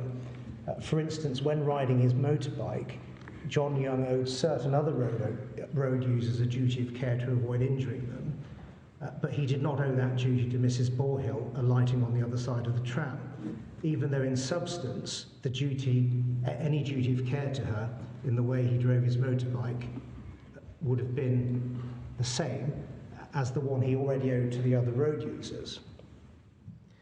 And what that means is that once a duty is owed by a defendant to a secondary victim, it's identical in content to the duty owed by the defendant to the primary victim, and if it's breached, then potentially the defendant is liable to both.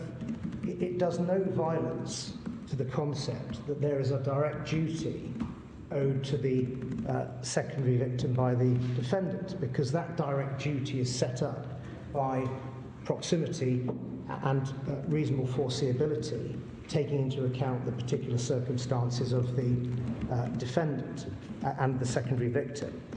Can I just interrupt you on that, on Boorhill? As I read Boorhill, that is not a case which involves primary or secondary victims. There was only one person involved, which is Mrs. Boorhill. Yes. It wasn't to do with there being some form of secondary victim involved. It was just a collision, and her fear as a result of the noise created. Yes, the facts, my lord, were that Mrs. Boorhill feared that someone had been injured through hearing a crash. Well, the latter, I think. Yes. It's the noise. Yes, so there was no... It went bang. Yes, I accept that there was no primary victim, and the claim failed for want of foreseeability. So in terms of establishing the modern law of secondary victim claims, Boorhill and Young is not particularly comprehensive or reliable. Well, it might be, because you then have to look at the progression from what they said in Boorhill to what was said in McLaughlin, and see what they did with Boorhill in stating that it was an exception. Yes, my lord, but as my learned friend Mr. Weir has said, there is a very substantial body of case law that has set up the secondary victim cause of action, and I'm not complaining about that. It was you that introduced Boorhill, not me. Well, I only quoted Lord Roger referring to it in 2005 in the case of D as an example to illustrate his point. And the point is that the defendant owes, in terms of the content of the duty, the same duty to the secondary victim as is owed to the primary victim. And as I say, that does no violence to our case and Lord Oliver's dictum in Alcock, that there is a direct duty owed by the by the defendant to the secondary victim, and the nature of that separate duty is why we say that the timing of the breach of duty to the primary victim and the incidence or otherwise of damage to the primary victim is entirely irrelevant, because conceptually it doesn't matter. Well, I can see how you get that from Lord Roger's speech in D, but it strikes me instinctively as slightly odd that where that part of the medical practitioner's duty to his patient is to avoid careless omission. Yes. Where that duty arises, I think, really only because of a voluntary assumption of responsibility towards that person, it can be held, as it were, to also arise, admittedly to that person, in favour of someone to whom, or in favour of whom, the doctor hasn't voluntarily assumed any responsibility at all. But that could be said about any duty of care, in my respectful submission. Well, one can imagine a duty of care not to injure by some positive act, including psychiatrically to injure someone by some positive act that doesn't depend upon a voluntary assumption of responsibility. It just troubles me in relation to the duty to avoid omissions, part of what is unquestionably a doctor's duty to his or her patient. Well, I make two broad points in response to that, my lord. The case of Powell demonstrates through the examples it cites that the fact that a doctor assumes a duty to a patient does not prevent the doctor having a duty of care to a third party, whether that doctor likes it or not. And the specific examples which were given in Powell are on page 123 to 124. Second column on page 124. Forgive me, 123. That's the internal numbering. Yes, forgive me, internal numbering. Forgive me, my lord. External number, page 8. Yes. So, second column on page 8, right towards the bottom, it said that where a psychiatrist is examining a child or interviewing a parent for the purposes of discharging the local authority care responsibilities, a duty is not necessarily owed to the parents. However, and the same might be said for the situation where there's an examination by a claimant, of a claimant, by a doctor on behalf of an insurance company. But even though there's no voluntary assumption of responsibility to the claimant, because the primary duty is owed to the insurance company or whoever else, a duty is nevertheless set up. And in that particular example, the duty is not to damage the claimant in the course of an examination. And it's noteworthy in my respectful submission that the breach complained of in Powell was not causation of psychiatric injury through secondary victim witnessing of a horrific event. It was imparting news in an insensitive and, on the claimant's account, dishonest and deceitful way. And it was said that was what had caused the psychiatric injury. And it's noteworthy, as my learned friend Mr. Weir has pointed out, column 2, page 9, sidebar on that column, that if one of the claimants, the parents of the deceased child, had suffered an exacerbation of her condition as a result of witnessing the trauma of the child's suffering and death, then that would be recoverable as a secondary victim claim. So although the case of Power said that in those particular circumstances, if I can put it like this, the sophisticated doctor's duty of care to impart news sensitively and give information correctly was not breached because no such duty was owed. Had negligence led to a secondary victim claim in the sense of a horrific event being witnessed, then the claim would have succeeded. And that is also confirmed by the case of... It's quite hard to see why that should be in principle. I mean, there's direct communication with the relatives in breaking the news to them. That's not enough to give rise to a duty of care. But in the secondary victim case, the doctor may not even know that the relatives exist, yes, let alone have any proximity to them in any factual sense. Or they may be unborn at the time of breach. Well, that's correct. And my learned friend, Mr. Pitchers, will expand that point in more detail. But the short point, my lord, is that in personal injuries actions, one doesn't have to be aware of the identity of a potential claimant in order to owe them a duty or for them to be within their reasonable foresight. Donoghue and Stevenson, the manufacturers didn't know the claimant when they breached their duty. But usually you do if the duty of care is founded on an assumption of responsibility. If it's based on an omission, on just not doing anything. Well, a point which I will develop is that in keeping with the modern approach to the reaffirmation of Caparo in the case of Robinson, one doesn't look to broad concepts such as voluntary assumption of responsibility to identify a duty of care.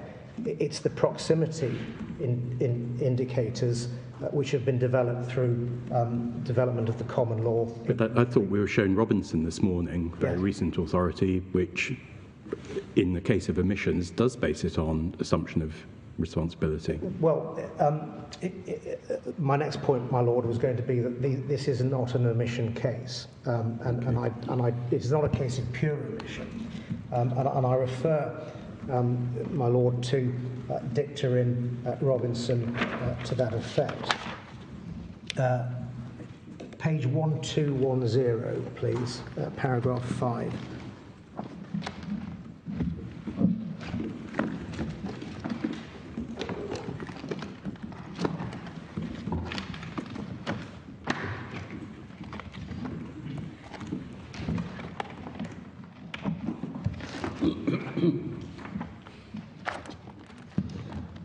Bottom of page 1210, there's a citation of the dictum of Lord Hoffman in Stovin and Wise, who says what, in effect, the test for a duty to act is, and what the difference between an act and an omission is.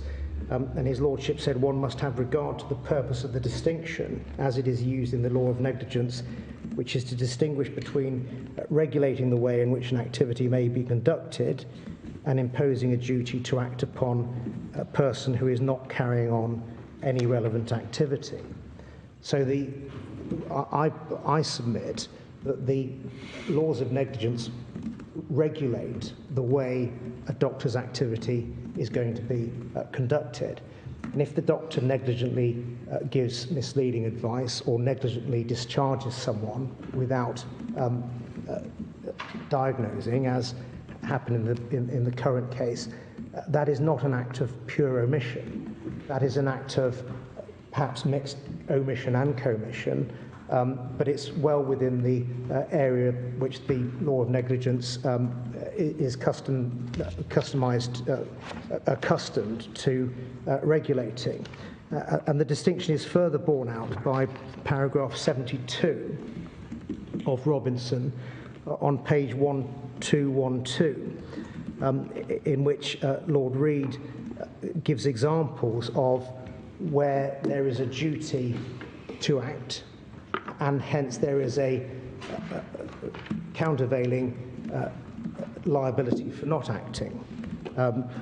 And he says that examples where there is no duty to act is where someone watches and does nothing as a blind man approaches the edge of a cliff, or a child drowns in a shallow pool. And he says in such cases the defendant played no part in the critical events, and that's why, harsh as it may seem, the person who watches the blind man walk over the cliff is not liable for that omission. But where they do play an active part in critical events, such as a doctor taking on a patient in the confines of their surgery, then they do have an influence over events. And if that involves doing nothing in the face of a sick young woman, as was the case in Purchase, then that is negligent. And it is not an example of a pure omission to act which is non-justiciable. I would point out in addition, and my learned junior will address the court on this, that in our case there are positive allegations as well, such as the suggestion that Evelyn Purchase had depression and not the pneumonia from which she died a matter of days later. So in my respectful submission, this is not a case of pure omission, and so the court need not be troubled by the fact that the doctor omitted to do something, because it doesn't fall within that category.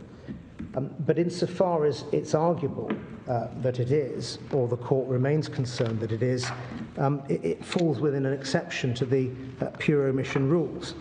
And I refer the court to paragraph 34 of the judgment in Robinson, where the quote from Tavares and Steele said that the... page number, please. Forgive me, my lord, page 1199.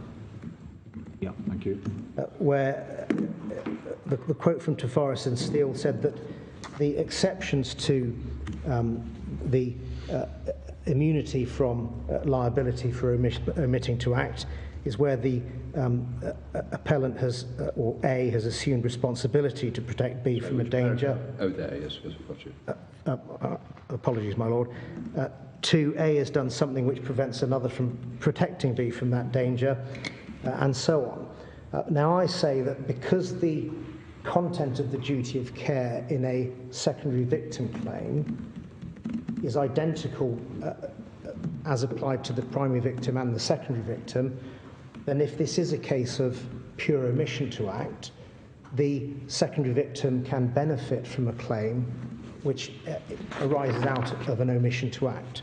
And in this case, there are 2 exceptions to the rule that there is no liability for a pure omission to act, because firstly, the GP assumed responsibility to protect the patient from danger, and secondly, the GP did something, unfortunately, which prevented another from protecting the patient from that danger, which was namely discharging her home with the assurance that she had depression rather than pneumonia, and that diverted her from hospital with the tragic results that we know of.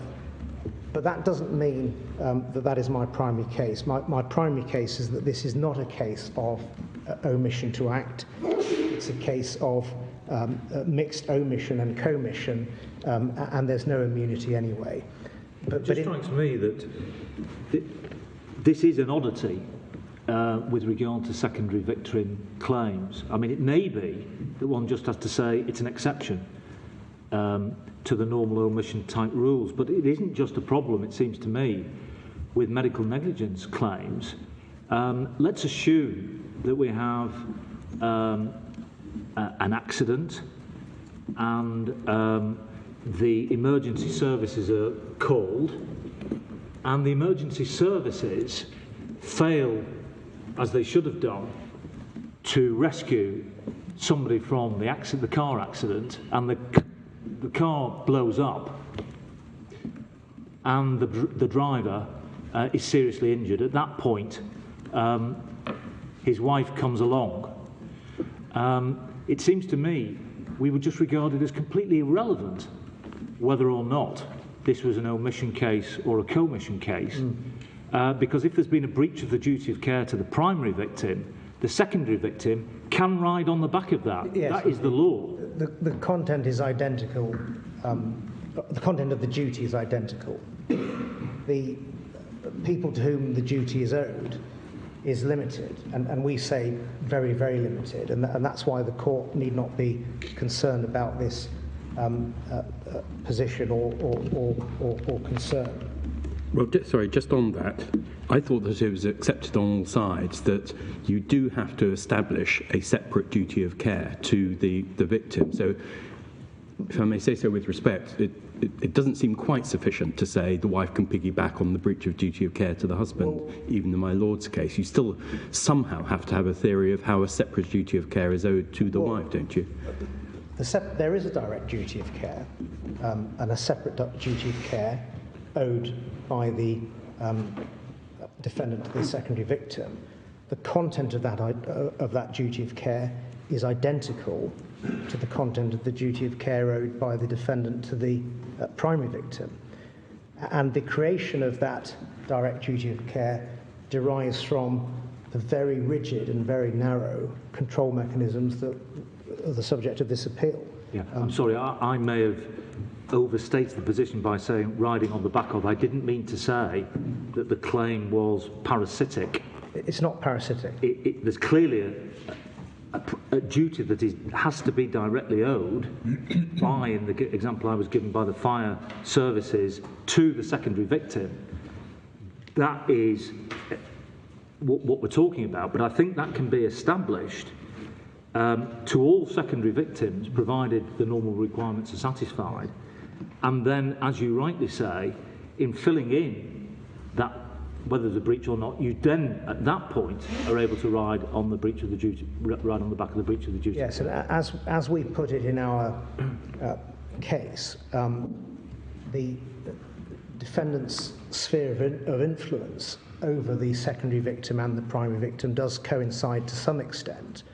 And as my Lord Burrows put it earlier, is somewhat derivative or partially derivative from the duty of care owed by the defendant to the primary victim, but that's as far as it goes. Beyond that, there is a direct duty of care owed by the defendant to the secondary victim, and that, we say, is what renders irrelevant any conception of when the primary victim suffered first injury or the time at which the breach of duty occurred vis-à-vis the primary victim. And I would submit at the outset that if it's a control mechanism, as contended for by my learned friend, Mr. Maskery, that there must be proximity to the breach of duty, that would impose a very much stricter requirement on cases than in personal injury law as a whole. It was said in Donoghue and Stevenson, in effect, that there didn't have to be physical proximity for legal proximity to be erected. And that must be right, because if that was the case, then the claimant would have failed unless she was in the factory when the snail was put in the ginger beer bottle. Which would be about as unforeseeable as you could imagine. Indeed, indeed. And to answer my Lord's point about the unborn claimant, the unborn secondary victim, my learned friend Mr. Pitchers will develop that, but in short, that's not a problem. To use the Master of the Rolls RSJ example in the Court of Appeal down below, if a child is born 6 months after an RSJ is negligently erected and that RSJ falls on the child, that doesn't prevent the defendant being liable to that child, even though the child was not in existence at the time of the breach of duty. That may be because of the nature of the class to whom the builder of the RSJ owes a duty in any case. Well, the other point I'd make is that in a normal PI claim, the potential class to whom a duty is owed is the entire world, anyone who passes under that RSJ. Yes. Contrast the picture or the position in secondary victim claims where the class is very, very much more restricted, just to those satisfying the control mechanisms. Maybe a slight analogy in the duty of solicitors when acting in the execution of a will. If they delay or neglect to get on with it, and the will doesn't get executed before the deceased dies, it doesn't cause the estate any harm at all, of course. No. Or it may do for tax purposes, but in principle it doesn't. The people who are really harmed are the beneficiaries who we intended to benefit. Yes. But there, quite a strict principle of proximity is required, and it's unquestionably proximity with the breach. Yes, yes. But that's an entirely different situation. It is, yes. It's got a different electrode, if you like. Yes. Now, in terms of proximity, there are dicta to the effect at high level. Lord Goffin, White, and Lord Lloyd in Page. The three control mechanisms are the determinants of proximity, and no doubt these will be discussed during the course of this appeal. But it's worth bearing in mind what the origin of the concept of proximity was in Donoghue and Stevenson's Lord Atkins speech. And I remind the court of what Lord Atkins said in Donoghue and Stevenson at page 925, which is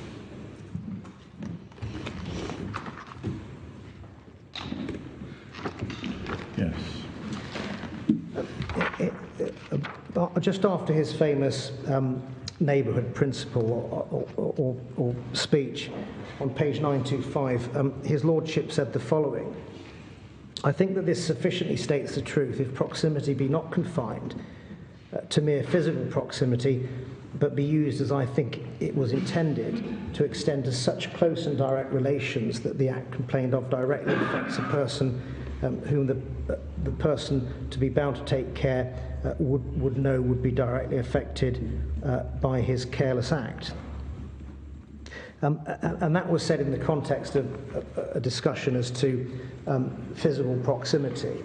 And I remind the court of that because it goes to the point that the fact that the negligent doctor, GP, isn't physically proximate to the secondary victim or may not even know about them doesn't derogate from the fact that proximity is achieved.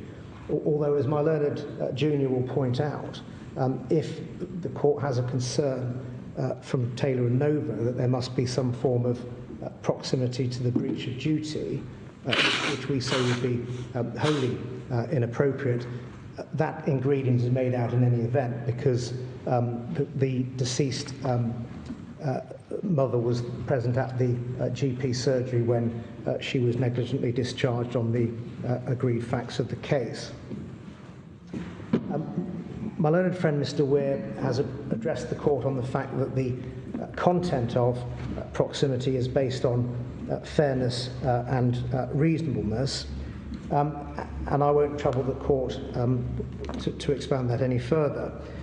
But it's interesting to see how one of the control mechanisms, which I'll address the court on, does operate to set up proximity.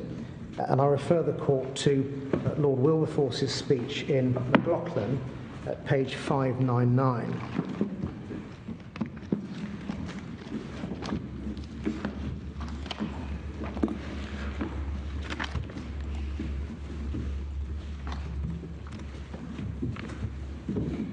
His Lordship said, letter G, finally, and by way of reinforcement of the aftermath cases, I would accept by analogy with rescue situations that a person of whom it could be said that one could expect nothing else than that he or she would come immediately to the scene, normally a parent or a spouse, could be regarded as being within the scope of foresight and sorry, duty. Which letter? Forgive me, my lord. Sorry? Letter G. G, thank you. Page 599, my lord. Okay, sorry. What does the last sentence in that paragraph mean?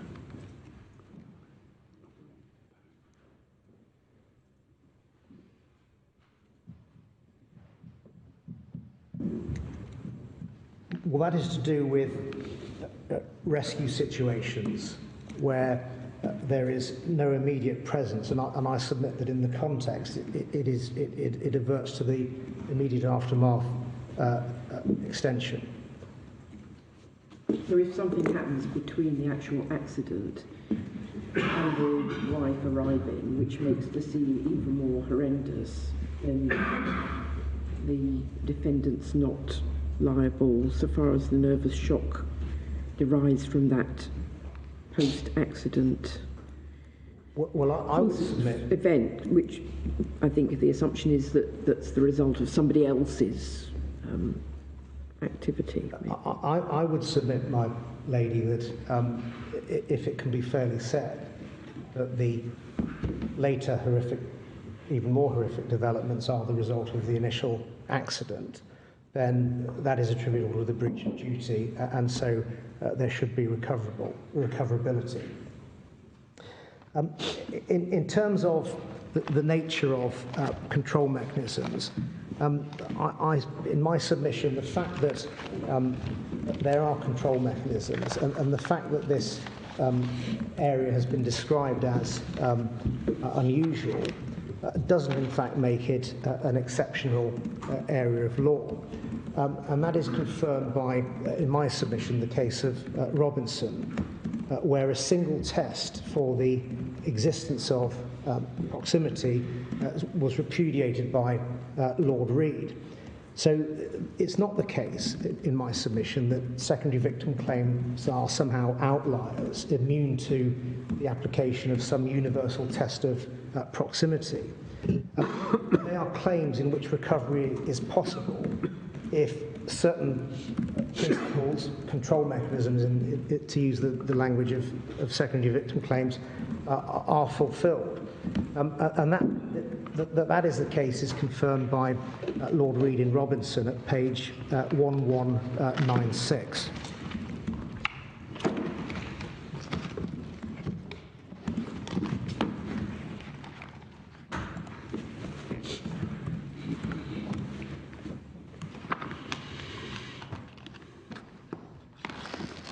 Lord Robinson, Lord Reid quoted from Lord Toulson's speech in Michael's case, saying the following. This is letter G. Sorry. Forgive me, my Lord, 1196. 196, thank you.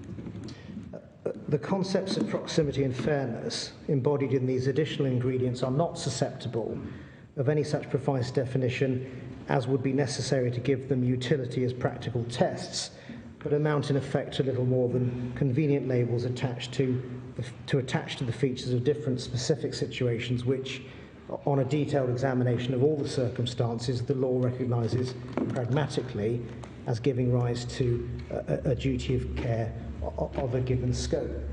And the conceptual significance of that is that every duty of care in every area of negligence is the product of principles and rules that have been worked through with time. And there is no universal appeal by which the existence of no universal test by which the existence of a duty of care can be established. So the law has moved away from the Annes and Merton two-stage approach and now is very much considering whether a particular duty is owed by fitting in particular rules.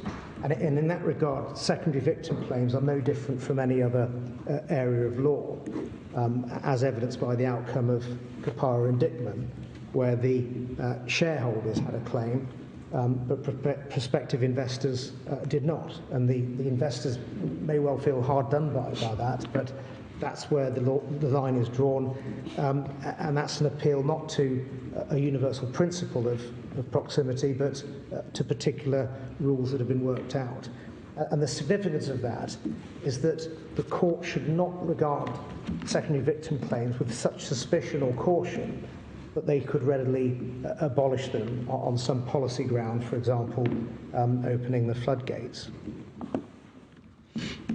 As regards the control mechanisms, there's been discussion of Lord Oliver's 5 elements, and the court has tackled my learned friend on that. I echo his responses in large part.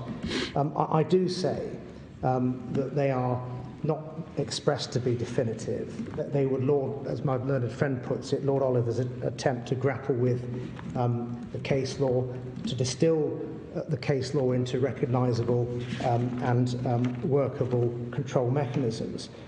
And that they are not designed to be definitive is evidenced by the fact that they are to an extent tautologous. There's reference to close ties of love and affection in elements 1 and 3. They're to an extent inconsistent by referring to different relationships in items 1 and 5, forgive me. And contrary to what my learned friend Mr. Maskery may submit in due course, none of them are tautologous. My lady Rose has said that 3 is there to delineate the case where someone is given news of a horrific event. There's another reason why 3 is there. It's to establish the immediate aftermath exception.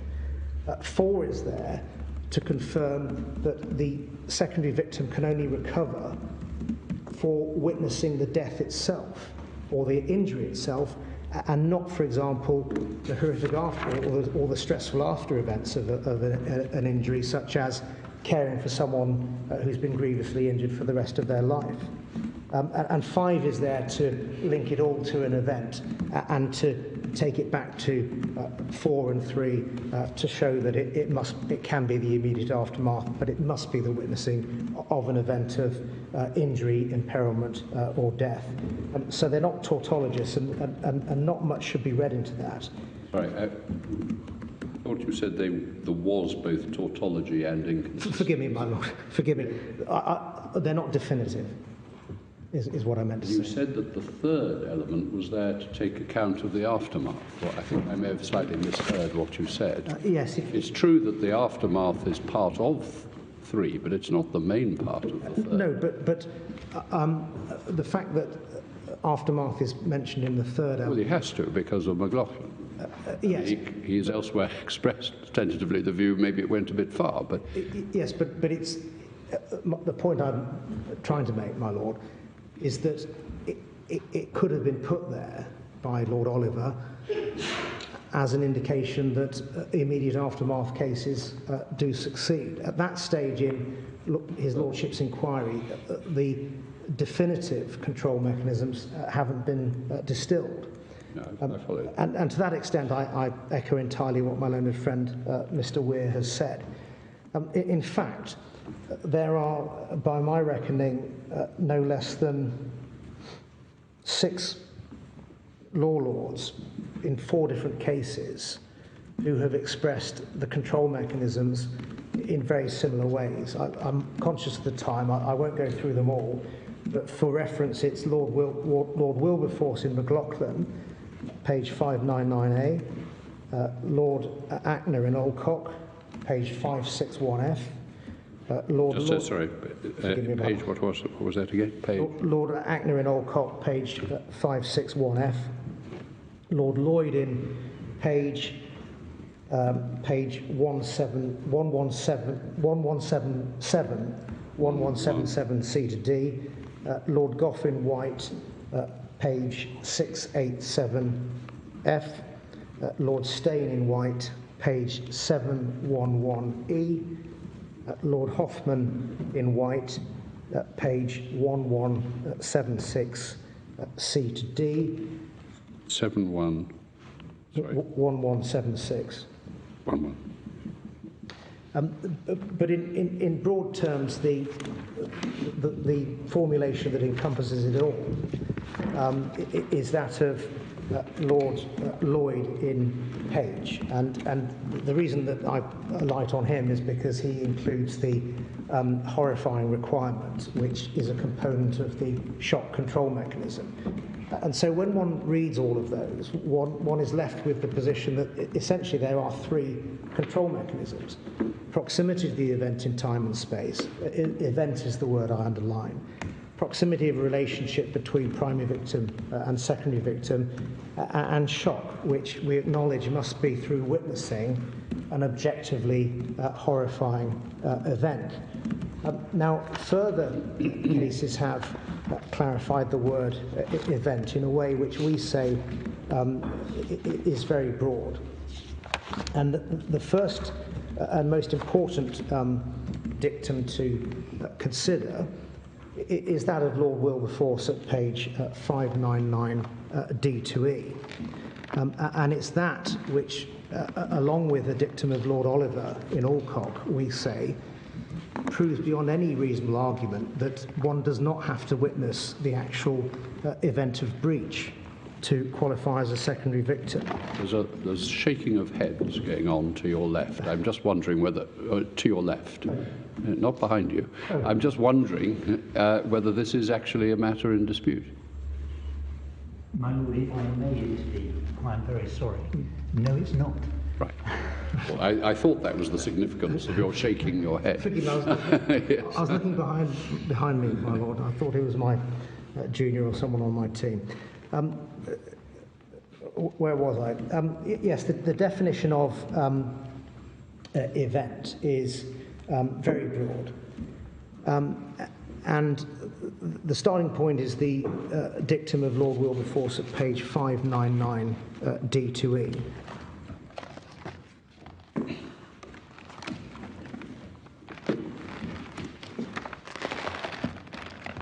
And in that oft-quoted passage, Lord Wilberforce has said that the fact and consequence of the defendant's negligence must be proved to have caused the nervous shock. And his lordship goes on to quote with approval the judgment in Benson and Lee that direct perception of some of the events which go to make up the accident as an entire event, and this includes the immediate aftermath. Now, in my submission, the fact and consequence of the defendant's negligence means that the breach of duty has caused a horrific event, the consequence of which is nervous shock. And his lordship extends that into the immediate aftermath doctrine by quoting with approval Benson and Lee. If that requirement was tethered to a requirement that the event of breach of duty had been witnessed, there would be simply no room for the immediate aftermath doctrine, because by definition the breach would not have been witnessed during the immediate aftermath. But we're not concerned with the breach. I mean, that's the point. We're not concerned with witnessing the breach. It's accepted that the breach need not be witnessed. It's not the breach that needs to be focused on. My Lord will give me 5 minutes. Perhaps it's easier if I stand up and make it clear. It is no part of the respondent's case that it is a necessary requirement that the secondary victim witnesses the breach. He or she may do so, but it is not an essential requirement. Moreover, if one looks at the way the respondents were putting their case in Paul at first instance in front of Mr. Justice Chamberlain, that is made clear. I can develop that if necessary.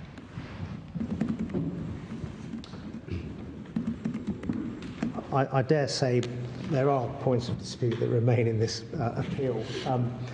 There's one less, at least. Yeah. I won't sit down just yet.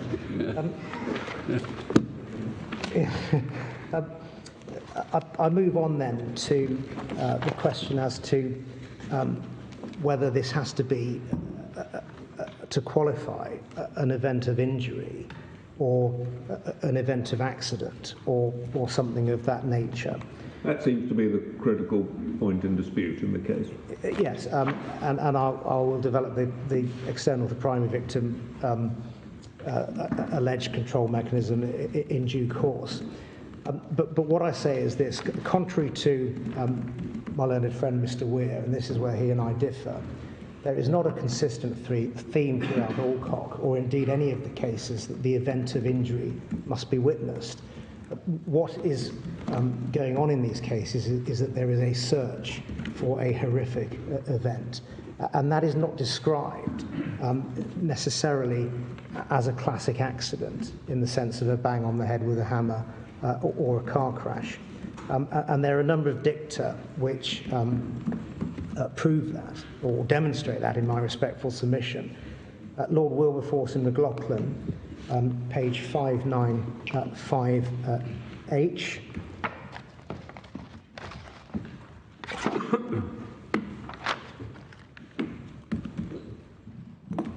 In which, discussing the immediate aftermath exception, his lordship says, an exception from, or what I would prefer to call it an extension of, the latter case has been made where the plaintiff does not see or hear the incident, but comes upon its immediate aftermath. There's no reference to event of injury or classic accident there.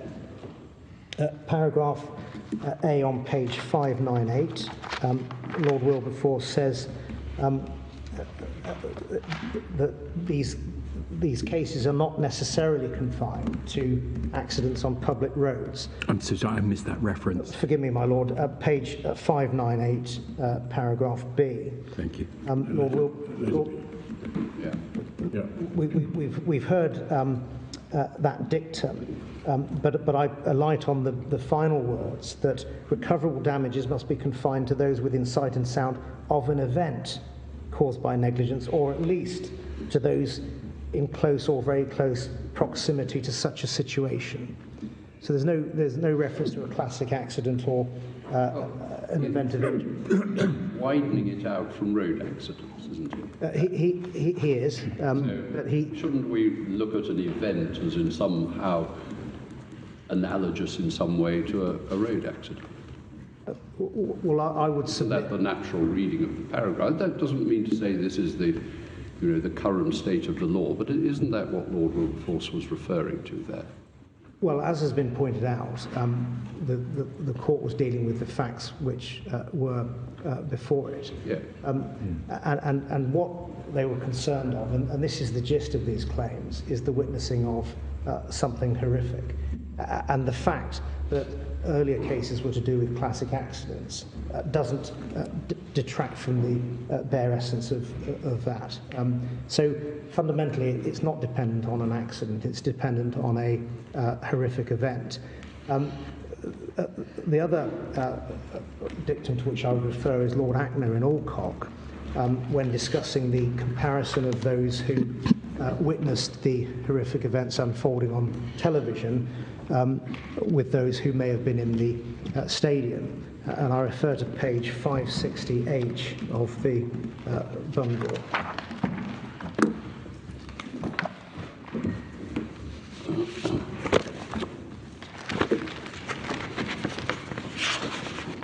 And his lordship, in discussing, forgive me, it's Lord Keith, forgive me, my lord.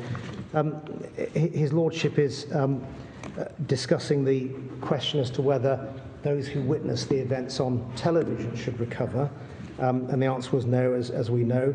And his lordship said that is a very different situation from seeing the fate of the relative or his condition shortly after the event. The fate of the relative is the end event in the sequence of happenings, if I can use that neutral phrase, triggered by the breach of duty. And it's inconsistent with any suggestion that what must be witnessed is a specific earlier happening at a specific point of time, or indeed a particular type of injury. If the fate of the relative is witnessed, that appears to be sufficient for Lord Keith's control mechanisms. Mr. Tighe, is that a convenient? Yes, it is, my lord. I think we'd better stick to 10 o'clock. Yes, my lord. Tomorrow morning, but in the sincere hope that we may progress at a speed that might not require us to sit either early or late as we go further. We have been discussing that already, my lord. Good. And we'll keep my lord informed.